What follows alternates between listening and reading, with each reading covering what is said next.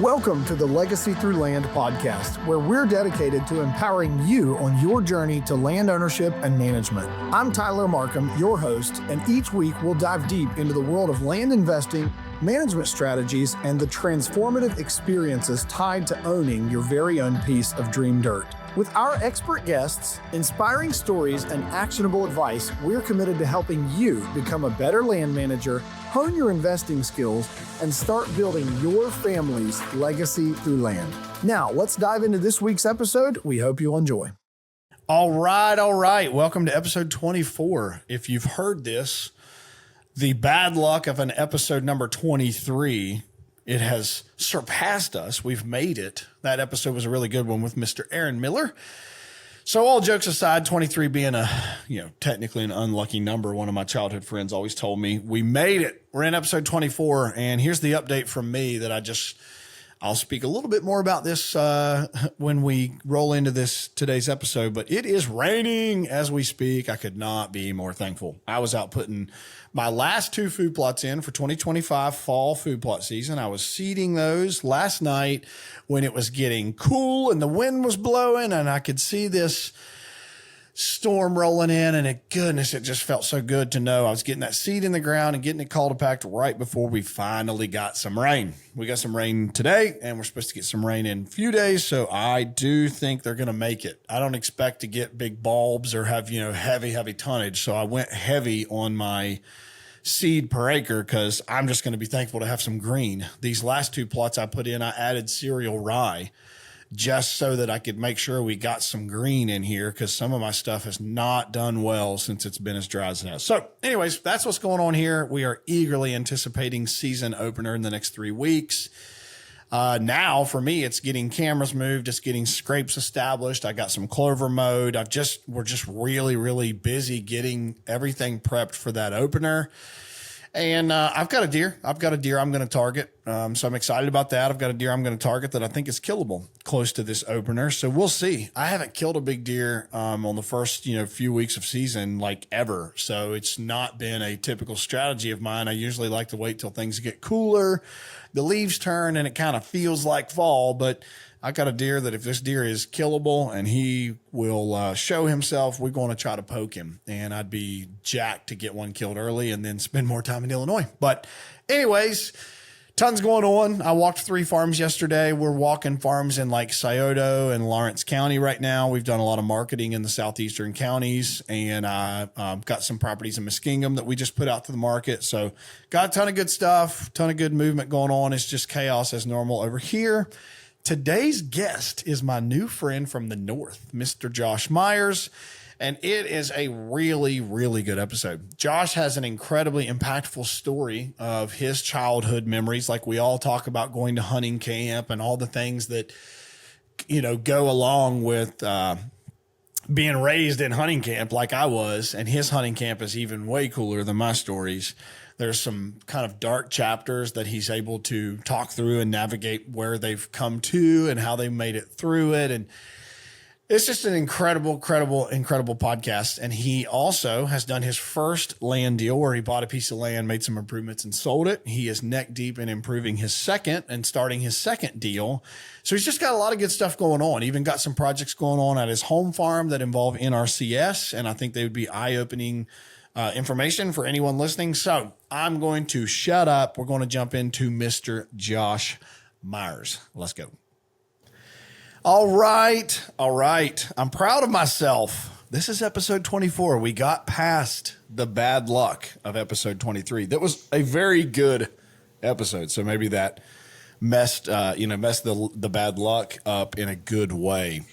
I've got my new friend from the north, not like the team up north, but my new friend from northern Ohio, Mr. Josh Myers. Thank you. Morning, everybody. How's it going? Go Bucks. I know you were nervous about that. They squeaked it through. Yeah. Dude. Yes, go Bucks. Hey, thanks for being on here, Josh. We're going to have a ton of fun. Yep, I appreciate it. I got to be honest with everybody listening and watching. Number one, if you're watching on YouTube, I would like to say that this podcast is sponsored by the West Virginia Bow Hunters Rendezvous. Yes, I think that is, it's not going to focus, but a Mothman carrying a bow.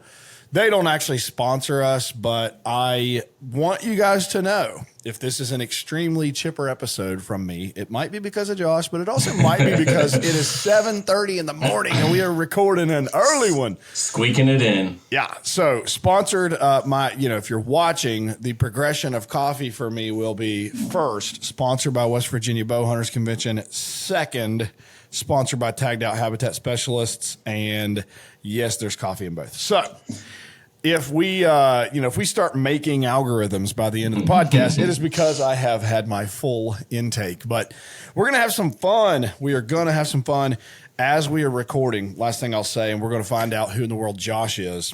As we are recording, we have this thing coming out of the air that is called precipitation.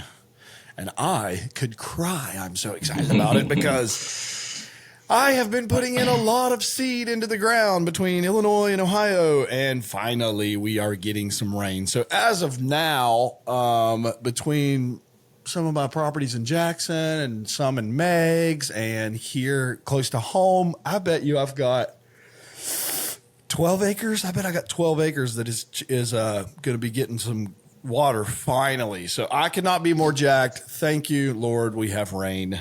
And there's this thing coming up. I don't know if anybody of you that listens to this knows, but there's a thing called bow season here in Ohio coming up in like 3 weeks. So Josh and I are going to be talking a little bit about this thing called hunting and what it's done to us and how it's defined our life. But enough of that. Who is the man on the other side of this podcast? If someone asked your elevator pitch, Josh, who in the world are you?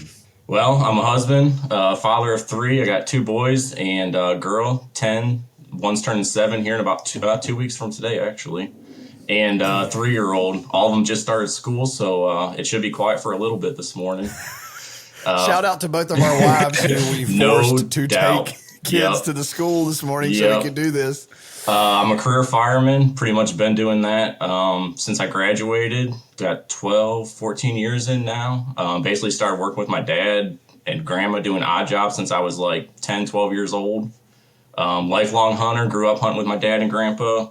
Live in north central Ohio. Hunted up here all my life, and then growing up we've had a traditional deer camp down in good old Meigs County. And have stayed down there all my life, and I love it down there. It's just seen a lot of changes in the last 25 years down there, but it's home, basically home away from home. So that's where we like to be come November and gun season and everything like that. And we're going to unpack that because I will say that's definitely from an Ohio resident to travel south just to hunt deer in the same state. Seems interesting. It's interesting. But this is how camps and traditions and all these memories that we're going to talk about get started. So, absolutely. I'm sure there's a story behind the sacred travel south. So, you told me before we started, you said Lorain County. Yes, sir. So if you guys don't know, because I didn't know, I mean, I think, I'm decent with my geography. It is basically in my brain kind of the inside cove of the northern quarter of Ohio. That's where you are. Yep. So right smack dab in the middle of Ohio, that little like divot there, if you look on a map, straight south of the lake, about 35, 40 minutes or so. We live out it's pretty rural township country, farm country, ag country. Been around here my whole life. Would you call that, because I've kind of joked before, like Ohio to me, especially Southern Ohio, is not the Midwest. Like it's not. Ohio's like kind of 4 different.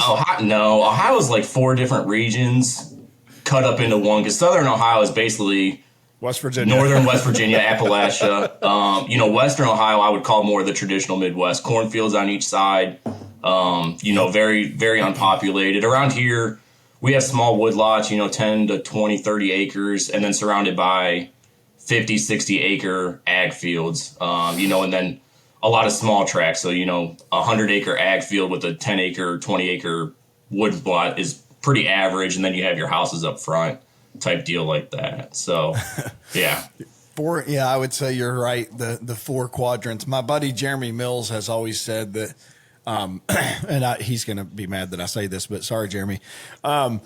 That where he lives in Fairfield County, Bremen, Ohio area is like right where the Appalachian Mountains kind of stop and meet the plains. That's kind of exactly. And he's like, dude, that's why it's so good. But it's just funny. I don't know, man. So like I see, especially hunting shows back in the day, they would be like, we're going to travel to the Midwest in Ohio. And I'm like, it's not really. And I even hunted in southern Indiana before, and it was a lot like Ohio. Rolling hills, more of like the southern Ohio feels. And maybe northern or western Indiana would give you that more Midwest feel. But Ohio, I wouldn't claim to be the Midwest. It's just kind of its own unique bird, I guess, to put it. It is, and it has all the weather patterns in 1 week as well sometimes. Yep, for sure. Like that. So, Josh, tell me how you said earlier before we started, you've been doing this firefighting gig for a while. How in the world did you get started with that? Well, I looked in a newspaper ad one day that my aunt sent me, and it said, looking for part-time help for being a fireman. And just like any 18-year-old kid I had, or I guess I was about 20, 21 at the time, I had no ambition of what I was going to do. I knew college probably wasn't the answer, and so I started with it. My man, me too. Yep. I started doing that, and, here we are basically 12, 13 years later. I've been doing it ever since. I'm an instructor part-time, help guys get into the field. I love it. It's good. The schedule is pretty beneficial for hunting season. You get the joy of helping people, just like being in the service. But you don't have to be deployed or, anything like that. So kudos to everybody who serves. Hats off to everybody. We just do it here more on the home front type deal. Yeah, man. And I have to ask, it seems like there'd be a really fulfilling component of that. Like you just said, being able to help people, but I'm sure you also have to kind of wear, this protector mantra, because sometimes it all results in disaster, but you're there to at least, be some help. Yeah, there's definitely, the mental health capability or facility of it now is the biggest change that we've seen lately, which is good. There's a lot of bad stuff out there. And like you said, trying to come home to your kids, when I'm at the fire station, I'm fireman, it's no big deal. But then when I come home, my kids expect me to be dad right away, and they don't care what happened the last, 24 hours. So trying to, like you said, put that shield up, at least till they get off to school, then you can kind of wind down, take a second, decompress, and then, get your bearings back together and, be who they need you to be and be who they want you to be the rest of the time. I seen a thing actually yesterday on the Facebook. It says, be under the cloud, be through the cloud, be the storm, but don't ever let your children be in that storm. And, that's kind of I've read that and it thought of like, they can see that I'm having a bad day, but don't ever bring the bad day, over to them and let them get rained on type deal. And I'm sure you're volunteering in the same community you live in, right? So you're seeing the best and worst of. Yeah. So I work part-time in the community here close to where I live. And then my full-time job is it's about an hour away, which is nice because that gives me that time to drive home and just kind of like. Yep. Decompress. Look at the fields, look for deer, decompress, listen to podcasts, listen to radio, just kind of transition from fireman to dad, husband, whatever the need is that day. Yep. There's honestly so much to that. We're going to jump on a little quick sidebar here, but one of my previous employees at my house flip company, he's and I hate the word employee because everybody to me is a team member, but he was actually my pastor before he was my employee, and great man. And we were talking about one day just kind of this idea behind work and your professional life as a dad and your life as a friend. And really what happens is every day when you go home from work, you have to quit. You have to find a way to transition yourself from a gainfully employed member of a team or a like you're about to go and train, and you have to, pull yourself away from being a teacher to being a dad when you get to that doorstep, and you have to kind of prepare yourself for that. And we talked about how hard that is sometimes, and not how hard it can be for some people, but just how hard in general that is to be, like you just said.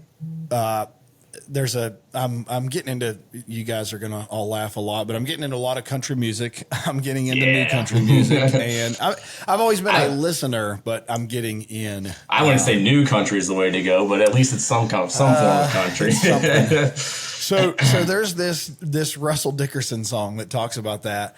and it's his album title song, and it says "Famous Back Home." I'm famous back home, and he just talks about I've sold out crowds, I've had the encore, but what I really love is Daddy, I drew you this picture. Daddy, I learned to tie my shoe. Like, I'm famous back home. And man, it's hard as a dad, as two dudes that are dads. it is hard to transition. It really is. Yep. There's days my brain is going a million directions, and I'm unsettled. You said you have an hour to unpack. Sometimes I feel like I would need like 80 hours to unpack. Yeah, sometimes it ain't enough, that's for sure. It's not unpack. It's like I have an hour to set it aside. Yeah, yep. Man, there is something to that. There really is. And our kids, we owe them, the best of being a dad that we can be. Yeah, absolutely. And man, it's tough. So anyways, quick sidebar there, but that was good.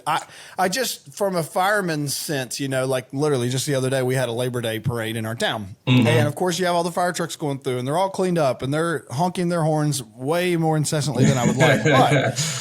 But that is to me, like, you see all the good of the community and the embodiment of the community. That truck sees the good and the purity of that small community. And then when there's tragedy in that small community, the same truck's going out. Yeah. It's just, that's got to be hard. It's the only service where, a mom will hand you their newborn baby, no questions asked, and let you take them to the hospital, let you, do whatever with 100% complete trust. So it's when you sit back and look at the big picture, it's pretty miraculous. And I will say, anybody that's looking for a career, maybe in that, 18 to 20-year-old range, man, the fire service is hurting. So if you're looking for a good job, maybe don't want to go to college, I'd look into the fire service. There's a big need out there. So you heard it first here on the Legacy Through Land podcast. Yeah. Fireman. I got one of my really good real estate investor buddies is longtime fire.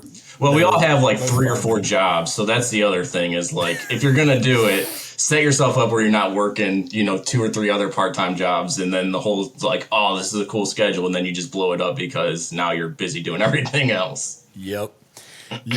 So I'm going to shift gears here. I owe Josh an apology. I was going to wait until we got online. It's not him. It's definitely me, but he messaged me, I think, multiple times on Facebook. I've been bugging you a little bit, but listen, you said it before, like, hey, I'm just going to make this into fruition. So I've been kind of, making things into fruition. So I deeply apologize. I sat on a good message that he sent me, and I'd love to kind of use one of these as the topics of some of the stuff I know Josh is getting into. And by the way, the apology is, hey, dude, I could do better. That's all right. 100% could do better. But full transparency for everyone listening and watching and wherever else you're at, I rely on my team to help me an awful lot. And it includes, they all have access to my Facebook. They all have access to all my social medias.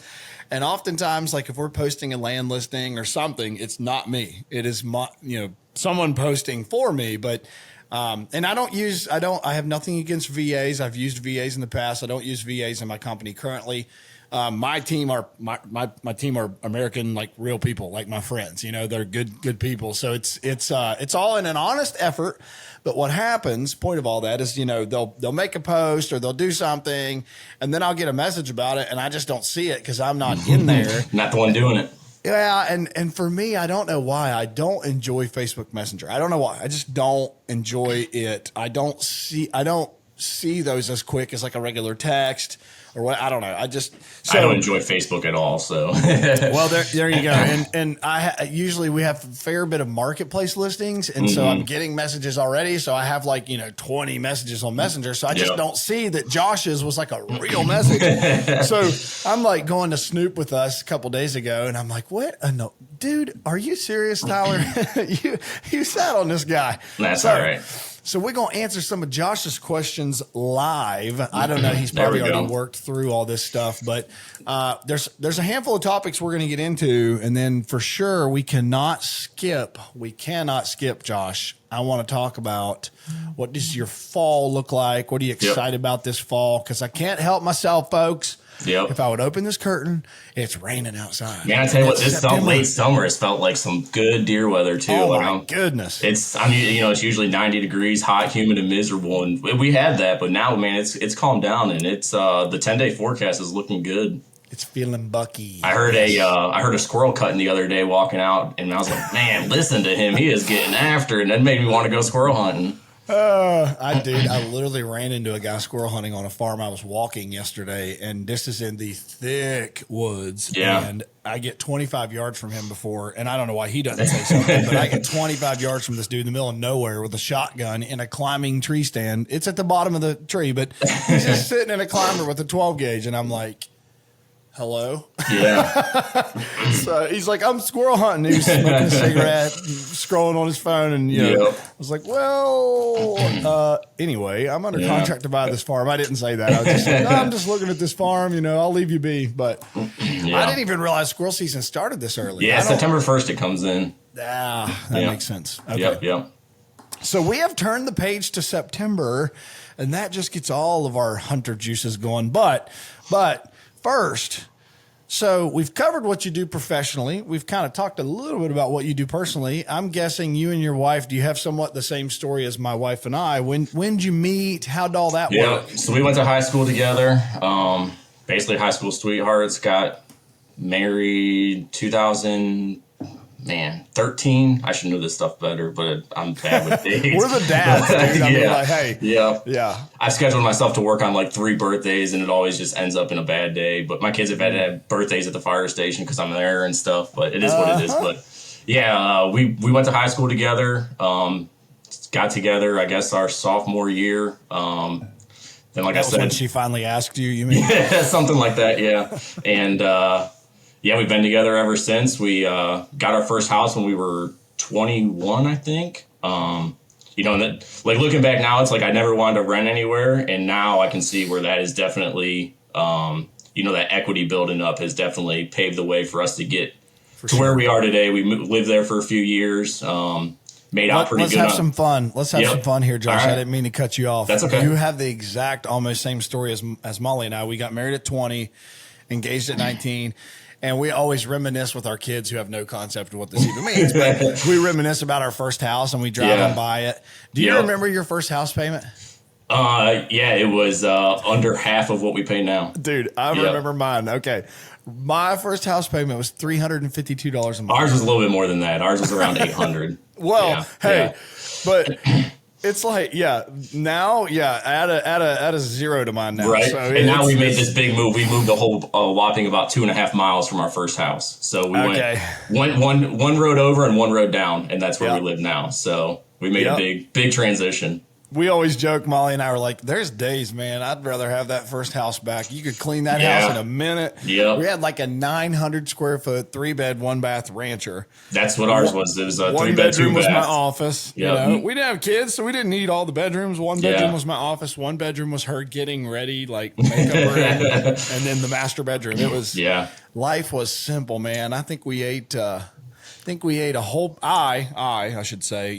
I'd bake an entire pizza and box of brownies every night and didn't gain a pound. Yep. So it was. Those were the good days. By the way, we're through. I'm getting back to Josh. We're through this cup. If everybody's following, we'd like to thank the West Virginia Bowhunters Convention and now Tagged Out Seed. All right, carry on. 21. She finally asks you if you'll. Yeah, so we get married in I guess 2000. We're gonna say 2020 or 2013. And then we lived in that house. So just by happenstance, we were wanting to move. We didn't really know where we were wanting to settle, maybe move closer to work, maybe just stay. We have all our family around here.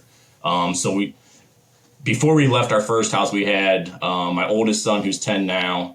And then our middle son, he was like 1 or 2. That house didn't have a basement, so we were just quickly outgrowing it. So we were wanting to either try to find something. So just by happenstance, I was going over to my mom and dad's, and they live about 15, 20 minutes from here. And I just took township roads and by happenstance found a for sale by owner sign that was all grown over in weeds. Couldn't hardly even make out the phone number on it. Actually, I think I ended up calling like 2 or 3 wrong numbers, just trying to guess. And it turns out we bought the property. That's where we're at now. And that was in 2019, right before the big boom. And you're doing all right now. We did okay, and that's definitely helped us to get into like the land investing game. We bought a property and fixed it up and sold one already, and hoping to do one or two more. So and that's what me saying that, looking back, 2013, 14, when we bought that first house, I would have never guessed it would have been such a big impact going forward. Just using that equity to just roll on down the road, basically, and it's definitely helped. Yep. You ever laugh at those memes that? So Josh, I'm 36. I graduated in 07. And, in 2007 was the real estate crash, right? Yep. So everybody talks about that. And I see these memes. It's like, we were all too busy being emo and rock stars in 2007 when we should have been buying real estate. Yeah. And it's like, yep, that's me. I didn't have a concept of that. But had we all just known, hey, rub some money together here and buy something with it. Yeah. Where it would put crazy you today. And even we live in north central Ohio here. The land here is just astronomically higher than, say southern Ohio. But even that land down there, I mean, it is blowing up, and it's a little bit. It's frightening, to be honest with you, seeing from where it was when I started going down there, and even the land around here. I mean, it's these bad. Stupid land flippers, dude. You got to watch out for these land flippers. Yeah, and I'm trying to fall into that, or at least help into it some, and not that I want to be the main cause of the problem, but I mean, that legacy company, they sold 12 properties last year in the state of Ohio, and they are single-handedly the reason that the market's going up. These sleazeballs. Yeah, no doubt. Dude, we could reminisce. We're getting to Meigs County for sure, but I could resonate with you there, because I'll never forget us buying our first piece in Meigs, and I thought we overpaid. I thought my parents and I had overpaid. And that was fine. We could have paid $1,000 for an acre and been fine. What year did you start going down there? What year did you guys move into that area? So my grandpa, what got me into Ohio was my grandpa owned 200 acres in West Virginia in Ravenswood, a cattle farm. It's right across the river. Yeah. Yep. And then he would take me rabbit hunting as a young boy. He would take me rabbit hunting at this junk property that he bought in Ohio, and it was 26 acres. And as a little boy, I didn't think anything about the deer hunting side, but we literally, the guy that was his neighbor literally was a certified hoarder, 100%. So we would rabbit hunt in this junk, truly junk. I would stand on top of refrigerators, washers, dryers, literally. You have the elevation to watch these rabbits running through the brush. This dude had semis and boats and buses and cars and appliances, everything you name it, parked in this big field. And my grandpa owned beside of him a little sliver, and of course had permission to hunt on that guy's land. So anyways, we would always go, and I would remember gosh, that was a big buck that jumped out of that brush. As a 12-year-old, and I'm like, well, then when I turned 16 and I got my license, and, I think one day grandpa was like, well, you could go over there and hunt in Ohio at that little piece I have. And I was like, shut up. I've been watching the juries, and I've been, I'm in. I'm pretty sure they're hunting the same property. So, dude, I started hunting that 26 acres like it was his 200 in West Virginia. I mean, I literally went almost cold turkey from West Virginia. Shot my last pretty big deer in West Virginia in 2007. And I actually did shoot a deer in West Virginia in 2012 or something. But after that, I haven't killed a deer in West Virginia. So I would say that mid 2000s, especially that 2008 to 2010 range, I think is when we started seeing the big shift down there. So I started going down there probably 98ish, 99. I was really young then, but there definitely wasn't the quality of deer, and there was no deer management in the area. The only deer management that was in effect was if it runs by you, you shoot it. It didn't matter size or anything like that. But I definitely that 2007 to 2010 range, I think, is when it's definitely been kicked off, and it's just been running wild ever since. Yeah, deer management to you guys back then was managing the truck bed space for how pretty deer much. Were in it? Yep. Yeah. So, all right, let's back up a minute, and then we're going to dive head first into Josh has got. I'm positive I had to make him stop before we start recording. He's got the story of how deer camp evolved down south. Let's call it. Yeah, that's what we always call it. Going down south or going to the farm. Dude, see, I'm so already ready, because these memory lane journeys are what fulfills me so much. To just remind me, this is good. This is pure. This is of God. This is where you can change the trajectory of your family's memories. So, anyways. Now that I'm a cup and a half deep. Don't no one judge. here's what I want to kind of build as a storyboard here as we unpack the journey south. You know, this whole podcast for me, and you've listened to it, and I appreciate that. Josh has given me great kudos and feedback, and no one's ever told me which episode sucks. So maybe you guys could be honest. But just don't say this one.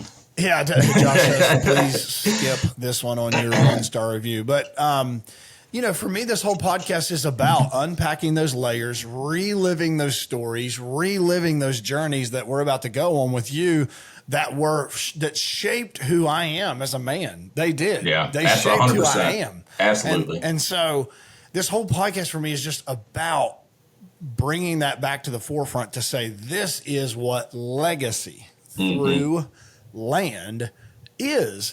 And I love that that's so subjective. I love that, and so I want to set the framework that there is not a right or wrong way to do it. There's all the ways to do it. And God can ordain a journey that is pure and awesome. And like your hunting camp that you've alluded had a ton of guys in it. Like I was never part of a hunting camp that big, but as a little boy, I would have lost sleep for 3 days thinking about getting together for that, So tell as your earliest, fondest, whatever memories you could start. Let's go on this journey to how in the world did going down south happen? How'd that start? Yep. So my great uncle. And why, by the way, why? So my family is all from West Virginia. Both my grandparents on my mom and dad's side are my dad's side's from Clay County, West Virginia, and then my mom. Yep, my mom's side. I did not know this. Everybody, by the way, did not know that. Yep, right into Clay, Pisky Ridge. And oh my goodness, Brian Tanner, who you've probably heard of, is from Clay County, dude. He will. Okay. Anyway. Yeah, he probably knows. I'm sure. I still have family down there, but my mom's side's from Upshur County. Both my grandparents moved up here, in the '60s or whatever, to get work up in the Cleveland area, factory stuff like that. But anyway, so my great uncle on my dad's side, I don't even know when it was. I'm going to say maybe the '60s sometime. He bought 30 acres in Meigs County we're right off the river, and he bought it off a riverboat captain. This guy needed a little house to stay in when he was not on the river. So he bought this in the 60s and 70s. My grandpa started going down there. I don't even know if they hunted, to be honest with you. I never even actually heard the story, but more of the story is when the first couple of years down there, my grandpa planted this little pine tree. I mean, this thing was that big. Like a seedling. The last year that we was down there, this thing was hundreds of feet tall, and it'll come into play later on. But so my dad grew up going down there through the 80s and through the 90s. And so I was born in 91. I'm 34. I got pictures of me, carrying a little toy gun out in the woods, shooting a deer that my dad killed, propped up against the fence that's frozen like a brick wall. And so my dad, and this is the thing with kids hunting is, people say you don't want to force it. Well, if my kids, me and my kids have just grown up with hunting being our lives or in our lives. So you don't have to force anything. It's just natural. You know what I mean? Yep. And even as much as my wife doesn't want to admit it, my daughter, we were driving down the road the other day and she spotted a deer first and, she's yelling out the truck window, look, a deer. And, so there's nothing forced about that. It's all natural. And to me, that's the biggest thing about, being out there in God's creation and just the whole concept of it all. You don't, Amen. If it's natural, you don't got to force it. And that's kind of where it's always been for me. So basically, I went down there my first year. I think I was 7 years old, and we never took vacations growing up. So you say like that whole, not sleeping for 3 days. So if my motivation to do good in school was if I did good in school, my mom and dad would let me take off Monday, Tuesday, Wednesday of gun season, and we'd get to go down south or go to deer camp, and I would not sleep from Thanksgiving until we always left Sunday morning, and it was like Christmas all over again, probably even bigger than Christmas, to be honest with you. Isn't it wild how this is the only thing that I have the correlation from West Virginia gun season and Ohio gun season? West Virginia's is always the week of the week before. Yeah, exactly. So I always remember going to Thanksgiving dinner, having hunted 4 days straight, not sleeping. I'm like, I'm like, pass the turkey, like that. Yep. But then for Ohio, everyone's like, oh, now we're going. Like, it's wild. Those weeks were to me backwards. But Yeah. anyways, Yep. so I can totally know what you mean by Sunday, after Black Friday and all that. Yep. Sunday, you're still not sleeping because Nope. it's on. Yep. We're So going to growing camp. up, it was always basically me, my dad, and my grandpa going hunting. And my dad had this old 95 F-150 bench seat across the front. And we'd be packed up going down 77 South. And at the time, both my dad and my grandpa smoked. And so there's me in the middle. I mean, just no windows I can down. vividly feel this. Oh, yeah. I mean, if I get cancer from being a fireman, they're going to be like, well, yeah, but this started when you were 7 years old. Like, Right. yeah, you're probably right. It did. But, so anyways, we'd go down there and, like it's tough to fathom, like you said, the impressions and memories that those give you, going down there. So basically from 99, I want to say, so I killed my first deer down there the year after. And, there's a spot over there and we're going to get to this story later on, but we call it Josh's Rock. And because basically that's where I killed my first deer and it's about a couple hundred yards from the end of the house. It's really not that far. And, I can still picture. As a kid, that was really far, though. Yeah, and down there, I mean, those are some pretty decent hills. But I can literally picture it was two does and a spike coming up over this little drainage and coming down on top of us. And I can picture that 25 years like it's, yesterday. And so I shot and she crumbles and falls. And my dad shot and he got one too. And it was crazy because. You didn't shoot the spike? No, listen, the first deer that came by, I was shooting. I didn't even see horns. Yeah. I didn't know. No. Okay, I thought the spike was fair game. No, it was fair game, but I just seen a deer and that was the one I was shooting at. And but so the leaves were off and you could basically see the house almost from where we were standing. It was so cool because this was like middle of the afternoon, and we shot these deer and everybody else was still back at camp, and you could literally hear them yelling. I mean, just screaming at the top of their lungs because they could hear me yelling and screaming at the top of my lungs. So they knew that we got them. And, man, I mean, it's just crazy. And so that area right there, that was the only place that I'd almost ever go hunting. And, over the course of us being down there 20, 30 years, it's crazy to see the progression. I killed my first deer with a 410 that had the stock was cut off so I could use it. And from the progression down there, there's 410 shells. There's 20 gauge slug shells. There's 12 gauge slug shells. Then when we were allowed to use rifles, now there's 350 cartridges down there. And I mean, it's just, this rock is just the pillar of where I cut my teeth deer hunt. You know what I mean? And yeah, man, it's crazy. My exact same deal. Single shot 410 was my first deer kill. Yeah, so. And you had to make sure you actually hit them good with that because there wasn't a whole lot of lead there.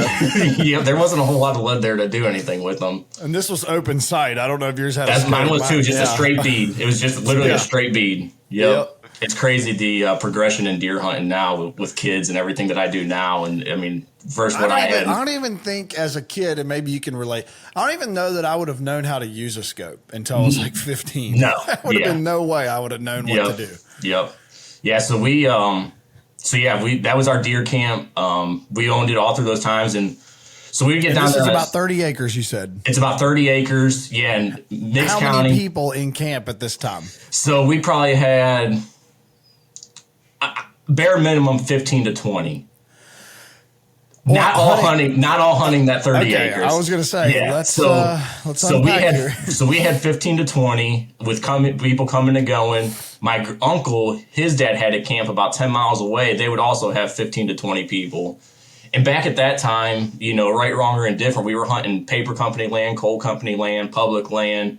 You just did. Everybody did. Yeah, we just hunted. You know what I mean? And everybody did. It wasn't like it is now. Like we were talking before the show started, down there opening day of gun season, the paper company land that we hunted on, there was like a parking area. There was 30 or 40 trucks in there. And it was just normal, and it was just, that's how it was. And that was gun season. And come Monday morning at 5 minutes before shooting light, the first shot started, and it didn't stop until Wednesday when we left. And it was almost nonstop since then, and so vividly, I want you to vividly recapture, Josh, what does hunting camp look like? Yep. If you were to just close your eyes and build, what does it look like? So this little riverboat house that we stayed in was about 800 square feet, I'm guessing, built in the late 1800s, early 1900s.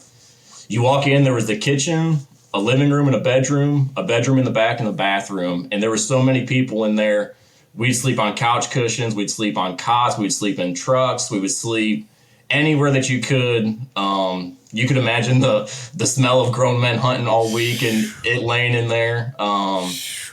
Yeah, and then wake up. Skip that smell. Wake up every morning, make a big breakfast. My job was always being the toast boy, so I'd make like 3 loaves of toast and just slap some butter on them and just hand them on down the line. And it's crazy because like now when we deer hunt, we leave in the morning, we don't come back till after dark, and but down there we go and hunt in the morning for a couple hours, and I'll be like, Dad, I'm ready to go back, and we'd go back and sit at the house and just talk with everybody and cut up, and we'd go out in the afternoon maybe and do, a little bit of hunting. But I bet you for the 3 days we was down there, we didn't even really hunt 3-4 hours a day, but it was just that time of just all my great uncles were there. These were guys that we seen once a season. This was pre-Facebook and everything. So you caught up with everybody.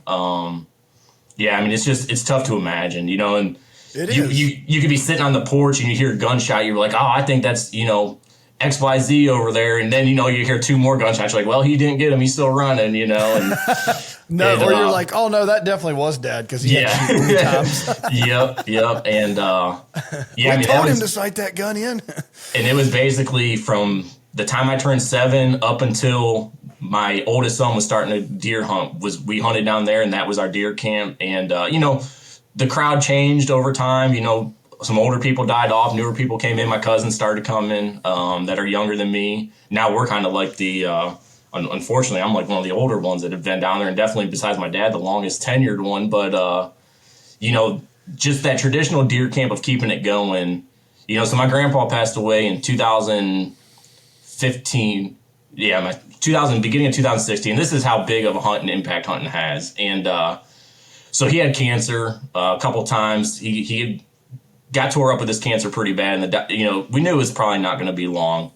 And so November rolls around, we're like, Grandpa, how you feeling? You want to go hunting? He goes, I'm not going to do it. And I go, well, if you're not going down south, we're not going down south. He goes, no, you guys go. We're like, no, we're not going. And so for whatever reason, we left on Sunday. He goes, call me Saturday, we'll see how I'm feeling. Well, Friday and Saturday, man, he was like a new man. And you can only bet that it's just because he had that drive to go hunting. You know what I mean? And so Sunday morning, I pick him up, and he had a catheter in at that time. We had to take all this stuff with us. He had a wheelchair that he had to stay in. But it was like. And I have one question. Everyone's burning to know. Was he smoking one on the way down? No, he quit smoking. When he got cancer unfortunately it's probably a blessing in disguise, but everybody quit smoking pretty much cold turkey. Took the fun out of camp, man. You mean you were breathing normal on the way down? Yeah, I was driving him down, which, so it was one of those things, it was a full circle moment. I drove down, my dad and grandpa drove me down for years and years, and here I am driving my grandpa down. And it's just. I feel that. It's tough, he's definitely my hero for sure. But anyway, so that last year I killed a deer opening morning, and I shot it. It was just this little raghorn buck, but so I killed him. He fell right there, and I was like, well, I'm gonna go back to the house. This was 8:30 Monday morning, and my grandpa dragged that deer out he rode the side by side with me to get that deer out, and that was the last deer that I ever got with him. And it's just it's tough to, you talk about like the legacy and the core memories, like that little half rack, he was a half rack buck, is one of the most important deer of that. And so he would go hunting in the morning. We literally would scoot him out there on his wheelchair onto a logging road and put him there. And we tried so hard to jump deer and get him to go to him. And he almost got a shot at one. And, we just couldn't make it happen. But, I think just the strength of him knowing how important deer season was and going to deer camp is strictly what gave him that energy to go, because he died January of that year, of the following year. So November was deer season, late November, January he passed away. And, even at his funeral, I got up and spoke. I'm like, being a hunter and being a deer hunter and going to deer camp is what gave him the strength to get by that one last year. And it's something. He always hunted with his Beretta 12 gauge, and I never hunted with it. I had my own deer gun that I always used. And the next year we do deer drives down there. People can say what they want about them, but during gun season, that's what we do. And So we set up to do this deer drive, and I end up getting somewhere where I don't even know if I'm even in the vicinity of where we're going to be putting on this deer drive. So I sit down on this log all mad and thinking that I'm just wasting time. And I got my grandpa's gun with me because I wanted to hunt with it. And next thing you know, this 8-point buck just comes on a string and just stops 10 yards, and I pile him up. And it was the first deer that I've ever killed with that gun. And it was the first season that we took it out after he passed away. So it's big. Totally know that feeling, man. I shot a turkey with my grandpa's 12 gauge, the same kind of story. And I shot a turkey with that 12 gauge the next spring, and he wasn't even a turkey hunter, but it was the wildest thing, man. I can just resonate so much with what you're saying. My grandpa embodied the hunting, and I'll never forget him showing me how to skin a rabbit. Just pull it apart right here, and keep the fur out of the meat, and he'd take his knife and wipe it on his Carhartt, and then it just. My grandpa could squint, and I don't know how people skin squirrels, but he would cut down the tail and put your boot on the tail and peel it up. He could do that 100 times, and it would be perfect 100 times. I do it one time, and I rip the squirrel in half. And I mean, it does not matter. It's just, them old timers just had a way of doing things. I mean, it was just miraculous, to be honest with you.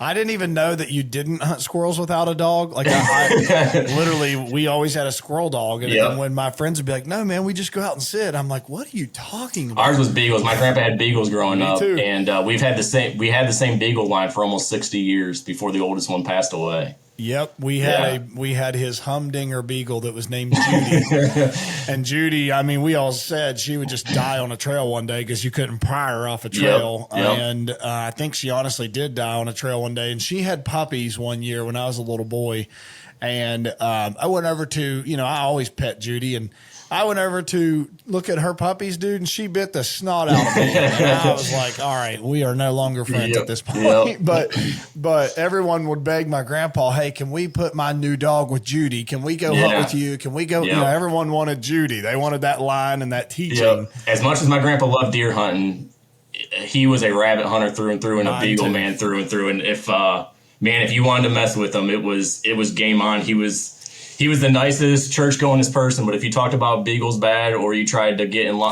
cut in front of him or shoot one in front of the dogs that they didn't, it was game on. It was bad. 100%. He always tell me they'll work it back. They'll work it back, and then don't go pick it up. Don't touch it. Let her come to it, and just.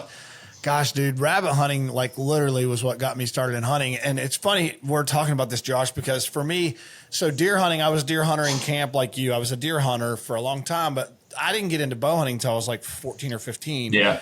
And just friends at school had bows, and them talking about it sounded cool. So then I got into it. But I didn't understand this concept of deer hunting. We have to be quiet and we have to sit somewhere a long time. And I was like, can we just go rabbit hunting where we just talk and drink coffee and listen to dogs bark? And that's way better than this. Especially for getting kids into it. We have a big all back right now, and there's no better way, than getting kids into it than, a beagle, a squirrel dog, a coon dog. My cousin's down in West Virginia that bear hunt with bear dog. Like you said, there's no quietness involved. It's action packed almost all the time. And social.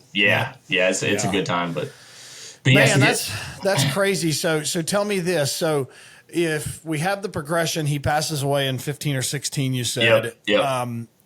Camp, you had 30 acres, and then you told me offline. There's a part of the story I want to hear that there was a dark chapter in camp. So my great uncle who owned it passed away. That was pretty early on. We kept it for another 6-8 years. Since then, it got willed down to his daughters. They lived out of state. We had a little bit of contact with them, but so at that time, probably that mid 2000s range, probably when you guys started coming down, we started noticing Meigs County, Gallia County, Athens County. The shift was on. The change was on. So we went down there one year to go up to the power lines where we hunt, and there's this big gate across that says leased. Ohio Hunt Club, and we're like, wait a second, what's a lease? we just hunt, and it's just like, what is this? I don't understand this. And, in the blink of an eye, from being able to hunt out the front door in any direction, we got choked down to literally this 30 acres. And then another 80 acre permission piece that a local farmer that we hunted grew on.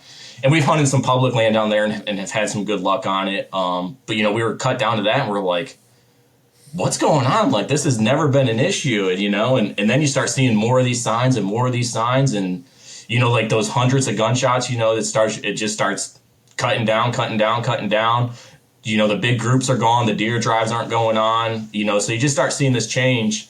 And so we get a call probably June time frame. And this is the year that my oldest son is going to go down to deer camp. And I'm jacked. Like, I've waited for this day since, I wanted to have kids. Yep. And, my son's going to deer camp. He's been practicing. Like, this is it. He's 7 years old, just like I was. And we get a call from a neighbor down there like, hey, you guys are selling the farm. And we're like, no. He goes, well, there's a for sale sign on the front door. And we're like, okay. So we call our family member, and they're like, yeah, we're getting rid of it, and long story short, we ended up not having the means to buy it at the time, and at the price we should have, just looking back now, but we didn't have the means to do it, and we lost it. And I remember getting that phone call from my dad, and I was bawling my eyes out, 20, 25, 26, 27 years old, and I'm just like, where do we go?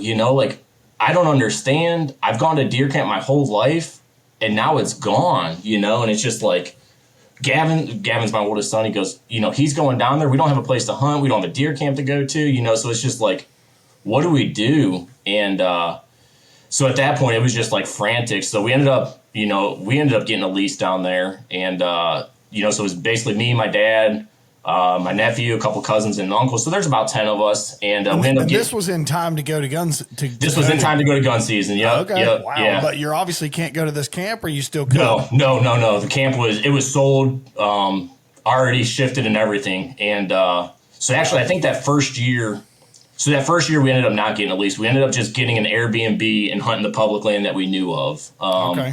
But it was still a deer camp. We still got some stuff together. And so the next season we ended up getting a lease, and that was the year that my son went down for the first time. We ended up staying in an Airbnb in Athens. So it was a traditional deer camp, I would say, as best as we could put together. And we did that basically up until this year. And okay. I guess that's kind of where, and we've had some good luck. So the lease that we got is decent. It has its issues with trespassers and everything, people riding and stuff down there, just like all of Southern Ohio has. Yep. But overall, we have a pretty good experience on it. We became pretty good friends with a neighbor there that definitely helps us out more with us being a little bit further away. And I was able to take a nice buck off of it. He scored like 150 or something like that. And actually, nice. That was with my son with me. And so that was really cool. And then off that same lease, he got his first buck last year. So, we've made the best of a bad situation. But man, you just want to talk about devastated, because my great uncle, for the longest time, he always just said, you guys will never have to worry about it. This place is, it's right. Always going to be in the family. It's going to stay in the family. It's going to stay in the family. And it just, when it didn't stay in the family, it's just like, it was crushing. It was bad news. So question, Josh, I hear a lot of your memories are centered around this gun camp. Do you do any bow hunting down there? Oh yeah, we don't bow hunt a lot down there. We turkey hunted a lot down there. So we'd go down there in the spring.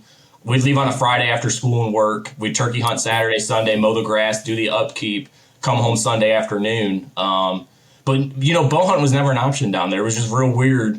We bow hunt around our house. We bow hunt, farms around here, permission pieces that we got. And, but bow hunt was just never an option down there. It was always just gun season and turkey season. And, now we do. Do you mean just because out of happenstance, or you weren't allowed? No, we were allowed to. It was just out of happenstance. It was kind of just like that royalty of going down there for gun season. You know what I mean? I think bow hunting would have kind of taken the sweetness out of it, going down there. Yeah, especially if there was, if your property's hard to access or whatever, it could have kind of changed what the deer are doing. So yeah. I get it. So I guess we'll kind of jump into where we're at now. So Dark Chapter, it sold, right? It sold. It Did you know who bought it or anything like that? So just, I feel bad on how bad we can creep on people with Onyx and court records and auditors' websites. I don't know what you're talking about. Yeah. So the first thing I did was look up and see who bought it. And then you egged their house, and slashed their tires. Yeah. So, this lady owned it for a couple years. And it was actually on the market and off the market several times. She tore down that old riverboat house on there, which it needed tore down. Like, we were living in some pretty rough conditions. But the only bad thing about that was she bulldozed that pine tree that my grandpa planted. So that was bittersweet. I drove down there one day. We were actually going down on vacation down 77, and we had the kids with us. I said, "Come here, I want to show you this place." And so we just drove by, and when I didn't see that pine tree there, that one hurt a little bit. But so I look at Realtor all the time, just looking. So the plan was, when my dad retired, and he's getting ready to he just retired this year, was to always buy something to put in the family so the kids have places to hunt on. Yep. And, he had like a dollar amount that he wanted to put forth. And I always thought that, if prices stay like that, down in Meigs, Gallia County, we'll be able to have 50 to 100 acres. Yep. Well, that money doesn't go very far anymore. And, now we're looking at 10 to 15 acres for the money that he wanted to put down. Yep. It's going to be a very special situation that would be able to cut it, butt it up against some public land or something like that. And we can make it work. But anyway, so I look at Realtor, and this property is on and off the listings again multiple times. And we just, at the time, we never had financial means to buy it. And so this last time, this was literally just about a month ago, it pops up again. And I go, "Dad, the farm's for sale again." And my uncle's name was Waldo. And so I was at Waldo's farm's up for sale again. He goes, "Man," he goes, "if she would just come down a little bit, I think I would probably do something." And so I have a realtor that, with that first property that we did in Meigs County that I work with. And I said, "Hey, reach out to her." So through this couple years, we've reached out to her. She knows that it was in our family. She knows how much it means to us. And I think she actually wants it to be back in our family. So this older lady owned it. And she didn't realize how rural and wilderness it is out there. What was her plan? Do you know? When she bought it? I think from the sounds of it, she had a young grandchild or something that was living with her. And I don't know. So I don't know the exact plans of it. But she ended up putting a decent little house on it. And, but it just turned to the point where she didn't want to live there anymore. She was getting pictures of bobcats, getting pictures of bears. She just didn't want. She just didn't want to be in that predicament anymore with her grandchild or the young child living with her. And so it sounded like they would probably take a pretty decent chunk off the asking price. So So the realtor reaches out to him. He goes, "Yeah, they're willing to come down." At the end of the day, it was almost $50,000. And so I told my dad, I go, better do it. If this is the time, this is the time. And he was going to end up taking such a big tax hit with taking his money out. So luckily my wife is an absolute angel sent from God, because she knows how much this means to me. And I go, "Look, my dad can't do this. He's going to get hit too much on taxes." We had we had a little bit from this property that we sold. We had a home equity line, like we talked about from earlier. I go, "What do you think about doing it?" And, so she gave us the go ahead. And so we put the offer in. It got accepted, and as long as everything's willing and going, we should be closing on at the end of this year, or at the end of this month. End of this month, beginning of next month. Yeah. Camp is back. And it's like we already got this Airbnb rented for gun season this year, and we're like, cancel it. There's going to be no furniture. There's going to be nothing. We'll sleep on cots. We'll make it work. Yeah. Right. We're there. I'm hoping that we can get down there for youth season. So my middle son, he's starting to hunt this year, but he just doesn't have the legs and stamina to go to deer camp. Yep. But I still want to give him that traditional deer camp feel. Sure, so my thought is to try to get him down there for youth season, where it's a lot more laid back, a lot less walking and hiking. Dude, and get him down there. The youth season, dude, it's awesome. It's the 17th and 18th usually of November, and this last year it was November 11th and 12th. What? And dude, they were.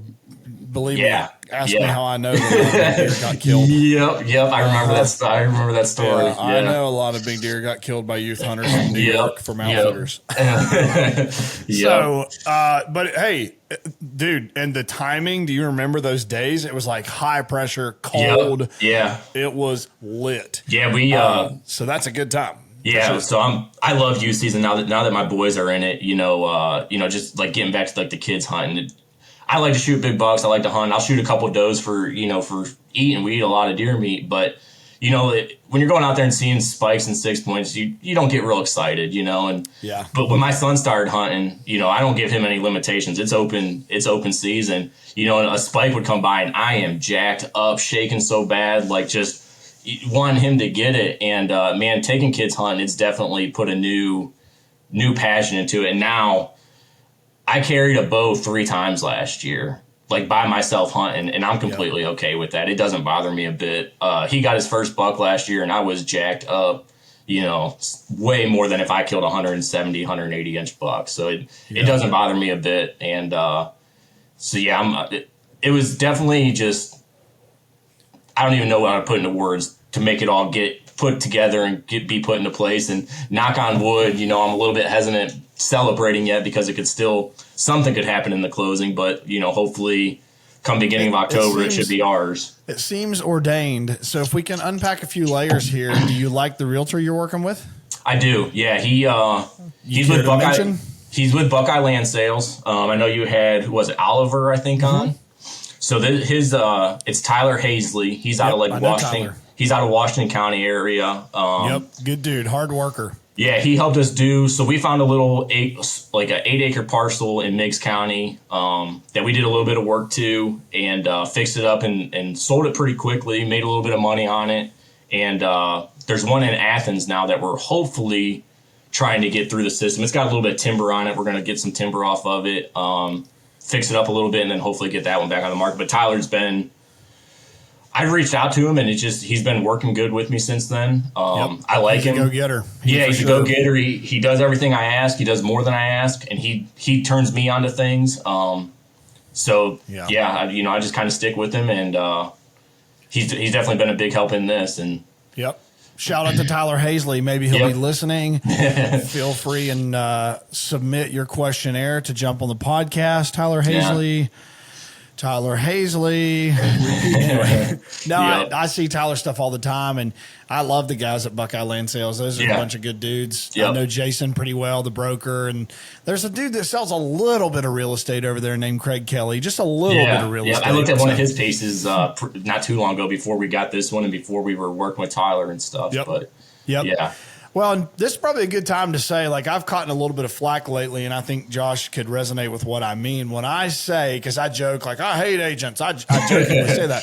Most of the good agents hate agents too. I don't mean I hate agents. I mean the problem I have in the real estate market, and it was this way in house flips for sure, is I could go and binge the Hondo course this weekend. I could go binge this course and almost have my realtor's license by Tuesday of next week, okay? And I would probably be great because I have real estate experience. But unfortunately, the problem is the barrier to entry for agents is so low that anyone can become an agent. And then that waters it down, and it's harder to find the good ones over the mediocre ones. And nothing against someone who wants to be a real estate agent part-time, but I'm just looking for someone who's going to full-time help me, not part-time be available. And it's just hard. So anyway, that's a end of rant. I love agents. I don't like when agents, especially in the land game, you see these agents that'll take a land listing that honestly have no clue what they're doing. And I would say in Southeast Ohio, this is running rampant because there's so many investors from out of state, across the country, who buy these properties sight unseen. And I don't know how they find the realtors, but I think they literally just Google the first realtor. So the property that we bought, it was bought by an investor, relisted immediately. The only picture was the aerial plot map picture of it, and they lost money on it for sure because this property it had 2 acres cleared, 6 acres wooded, utilities at the road. It was a nice property, and they just dropped the ball on it, and luckily we got it for a good price. We did a little bit of work and made a little bit of money on it, but would you agree in this statement, so we can close this loop, because I got questions I want to move to. Would you agree that the realtor, whomever represented that investor, underserved them? Oh, 100%. 100%. That's my point. Yeah, cost that investor money 100%, or cost that investor profit 100%. Yep, absolutely. I'm not against realtors. Okay, I have some Oliver, very good friend. Jeremy Mills, very good friend. I have tons of good friends that are realtors. I use realtors. Yeah. I am not against it. I'm against the underserving that happens when you just get watered down. Like I'll never forget, like a month ago, I got a call from a realtor, and not going to name brokerages, but the realtor this was a woman, and she was like, hey, we'd like to see your property. I have a client interested in your acreage in Gallia County. Like, okay, cool. And she's like, could you meet us there and show it to us with your four-wheeler? And I'm like, hold on. Yeah. What value are you providing? Like, I'm not like you. Yeah. You can show it. That's your deal. Like, if you want a commission, then send me the offer when you're ready. Right. Like, I'm like, no, I'm not, and it's not like I'm trying to be mean, but it was clear what the point I'm trying to make. Yep. It was clear they didn't have an ATV. They didn't know that they should probably have an ATV to show land. They were going to jump to a house showing down on Main Street right after this land showing. And it was like, I'm not doing your job for you. If you wanted to represent the client, don't underserve them. Yeah. Either I don't know. Anyway. All right. So let's jump back on track here. So you've inserted some words here that Josh messaged me. This is how I know where we're going next. Josh messaged me about some of this weird land investing stuff that people are doing. These weirdos out here. Yep. So you did your first deal recently. We did, yeah. So we got it in February, March timeframe. Come on, let's go. And it was literally on realtor.com, and it was on there for a while. I seen it. It went through It went through a pretty big price reduction, and so I went down there one day, and there was like 2 or 3 properties I was going to drive by, and so I drove. Go back for 1 second, Josh. Yeah. Why do you want to do? Why are you interested in doing a land deal? What's your goal with it? So before we bought this, before we bought the farm back, the only thing that I ever cared about was my kids having deer camp to go to, whether that be a lease. Other than his loving wife and his salvation, right? Yeah, through hunting. In hunting, the only thing that I ever wanted was my kids to go to deer camp like I did, and experience that. And so I listen to Jake Hofer's podcast a lot. I listen to Don Higgins' podcast a lot. And I just listen to all these guys. I'm like, these guys are flipping land, and I know that I can do it.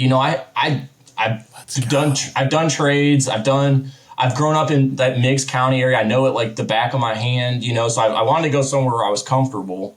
And by the way, real quick, Josh, there's no big deer in Meigs County, correct? No. Got it. Move on. And it's honestly harder than, people can think that Southern Ohio is full of deer, but now there's probably EHDs killing them all, but we don't want to get on that rant. But anyways. But there's no big deer in Meigs County. No. But anyway, so I kept telling my wife about it. I'm like, if we want to give our kids land and leave them something, me working my wife stays at home, raising kids. She has the most important job out of all of us, 100%. But, it was never going to we weren't going to make them big leaps and bounds by me working at the fire station and, my other part-time job. So I said, let me just try this one time. And so there again, the angel that she is, she was on board with it. And for better or for worse, she was on board with it. And this was the potentially for worse part. Yes. Yeah. And I jump into things haphazardly. She looks at the big picture, Guilty. Yep. So I found this on realtor.com. And I think that's where I touch base with Tyler. I'm like, hey, I want to go look at this. I don't need anybody to walk it. I'm capable of walking properties by myself. Can you reach out, just find out if they can walk it? Yep. It's no problem. Go down there. So we go down there, and this property's got 2 acres open. It's flat, which is unheard of in Meigs County, and it's close to Vinton County, right on the line there. And it's flat. It's got pretty good timber on it. It's got a creek running through it. It's next to some pretty big, tracts of land, and I'm like, this is pretty nice for being what it is. The area was decent. There was a little bit of eyesores in the area, but nothing too bad. And actually, I reached out to Rich Hickson from Tagged Out, and because I was going to have him do some work, and there he is. Feel free to sponsor the podcast, Rich Hickson. No pressure. All right.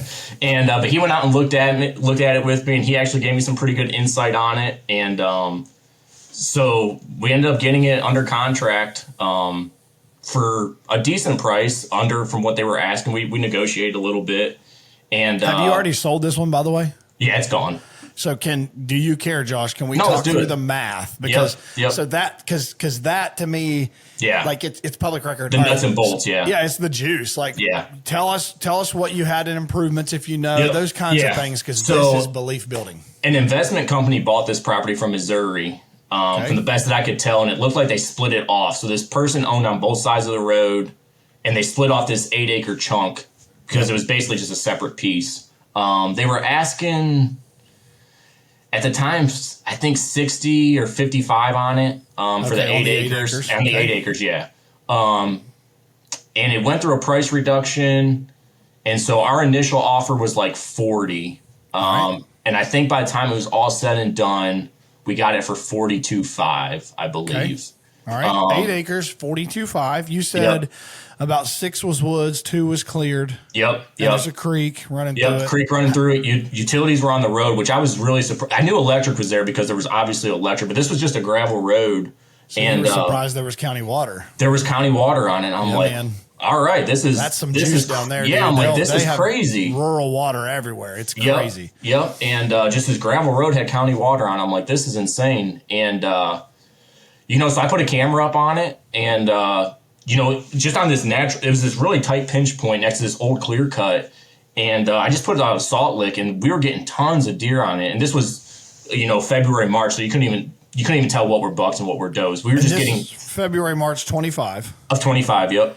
And so tell me this, just because I want to kind of like build the assembly line here. When did you have Rich come out? Was this in your offer making process? In the offer making process, or right when we were closing. Luckily Rich is really local to that area, and he was actually going to be in that area, so he just swung by. So he gave me some insight on like building that price into the cost factor, and we actually ended up not using him, Rich, for doing the work. But there's definitely no doubt that I will be using him, with this property that we're buying and stuff right now.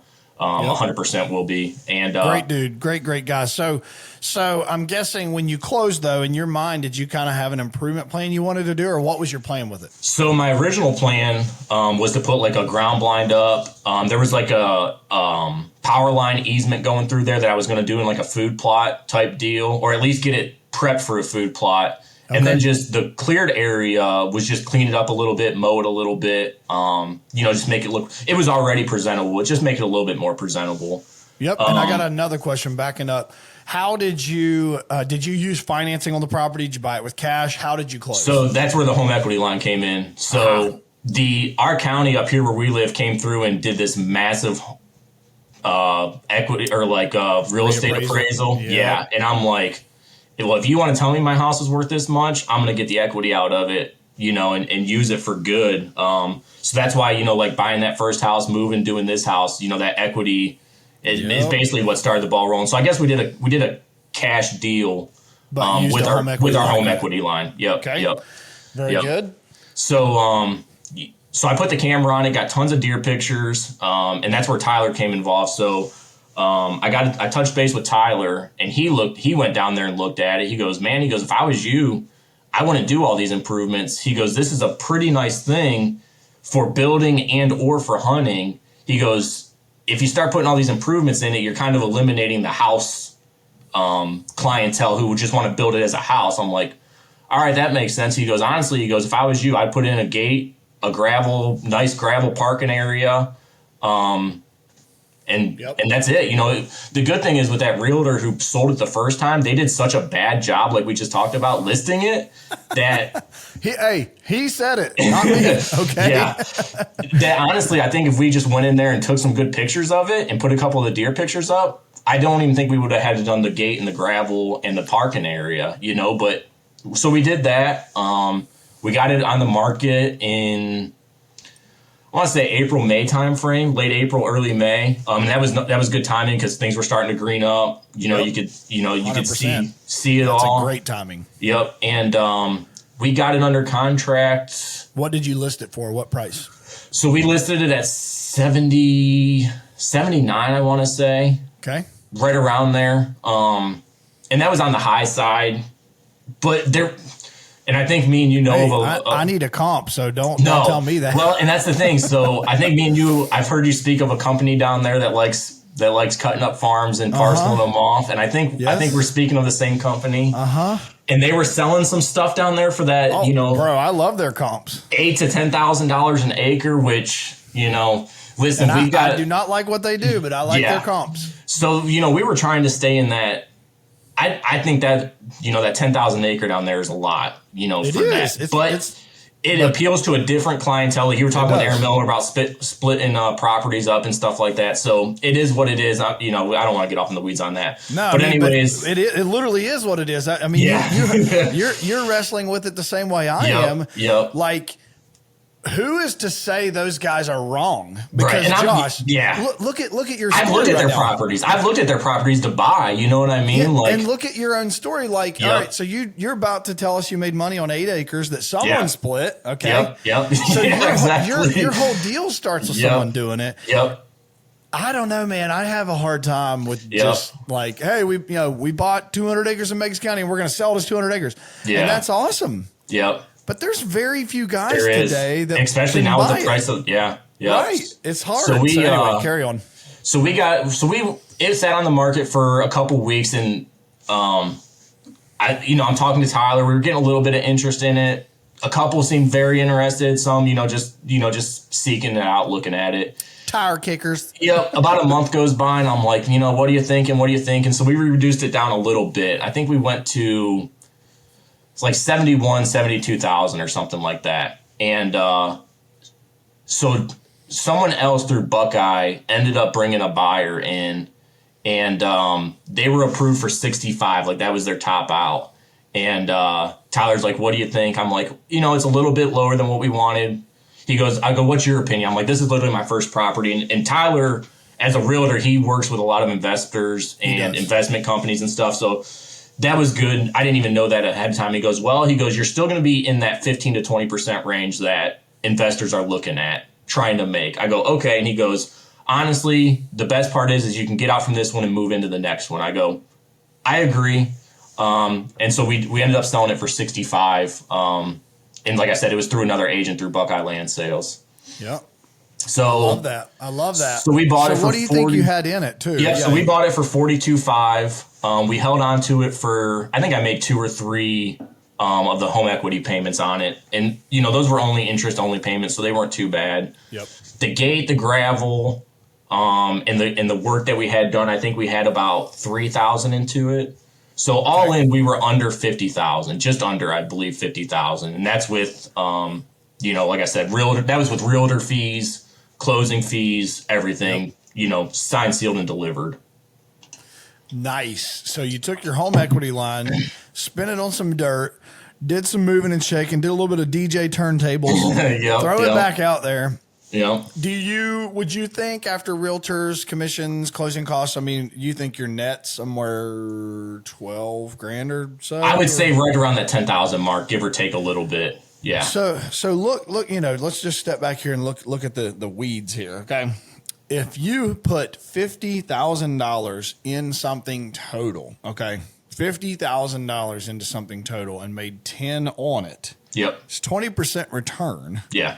So I don't know of much, other ways to make a 20% return that fast, that simple, that, and I shouldn't say simple, but that safe, that stable. Yeah. That I think that's great. I mean, honestly, think that's great. There's a couple things, Josh, that I would say maybe in the future you could add into this equation that could have helped you a little bit. Like I'm just thinking out loud here, just for any listener here in that scenario, something that I would have tried or done, and Tyler Hazley maybe could have tried this for you, is that I've had that happen where buyers say, let's back up for a second. Number one, congrats, dude. You did your deal. Pat yourself on the back. It was one of those things where I'm like, all right, well, we did one. We did it. Yep. The first one's the hardest one. It is. And you kind of, because you have to prove to yourself that you can do it. Like it's as much emotional paycheck as it is financial. 100%. Yep. 100%. So here's a couple audible thoughts. I love deal structure and deal tracking and all that. What I have done in the past with people that are approved for 65, like you said, and you're at 72, is I've said, hey, we'll take your, we're going to counter at 70. we'll take your 65 financed and we'll owner finance you the other 5,000 over 2 years or whatever at 8% interest or whatever.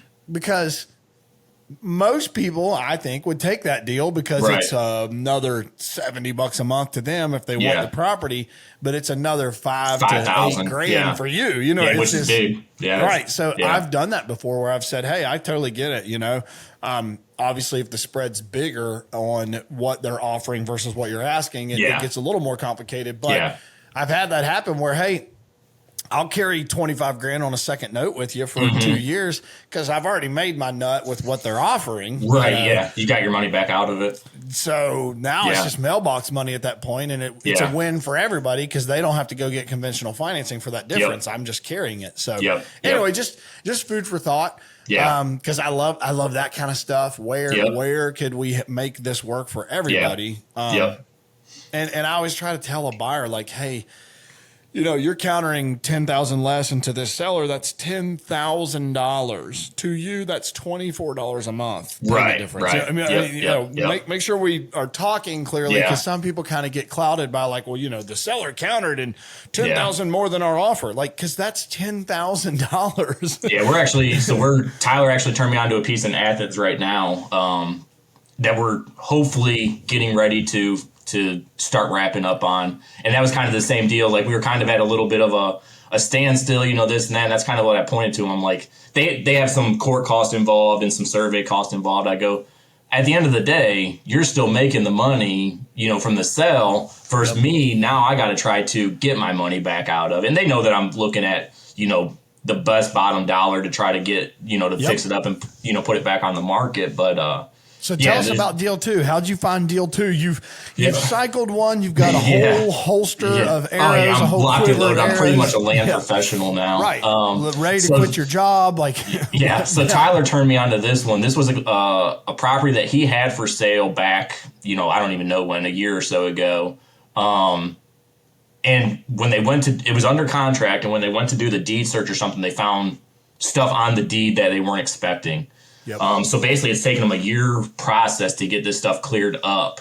And it's supposed to be it was supposed to be signed off on and approved yesterday by the Athens County Court or however that goes. Honestly, I'm not super familiar with it. But it's only 12 acres, but man, for 12 acres, it has a lot of timber on it. A lot of really big red oak, enough white oak scattered through it to make it appealable. And, you know, just some other good, you know, a lot of, you know, down there's poplars big, hickory's big, but I mean, I don't know. So we're going to cut it at 18 inch DBH. And I walked it with the logger and like the average log down there, I'm guessing is 24 to 30 inches. I mean, it's big timber. Nice. And who did you bring all this together? Cause you had said you had talked to Madison Raber. Yeah. So I had Madison walk it just because like, I don't know the timber industry, you know, like I know hickory nuts because that's what squirrels cut on, you know?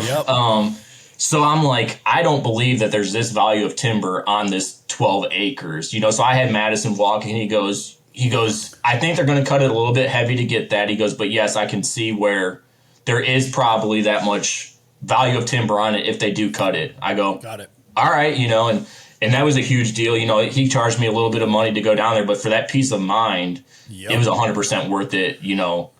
And you could sell his you could sell his estimate. Basically, you could sell that as part of the sales process if you don't cut it. Yeah. So he's not, you know, Madison's not marking the timber or anything. Tyler has a crew that he uses that can get in there quick to hopefully get it done once we get it transferred and stuff. But so yeah, that's kind of what, you know, this one we're going to resell it.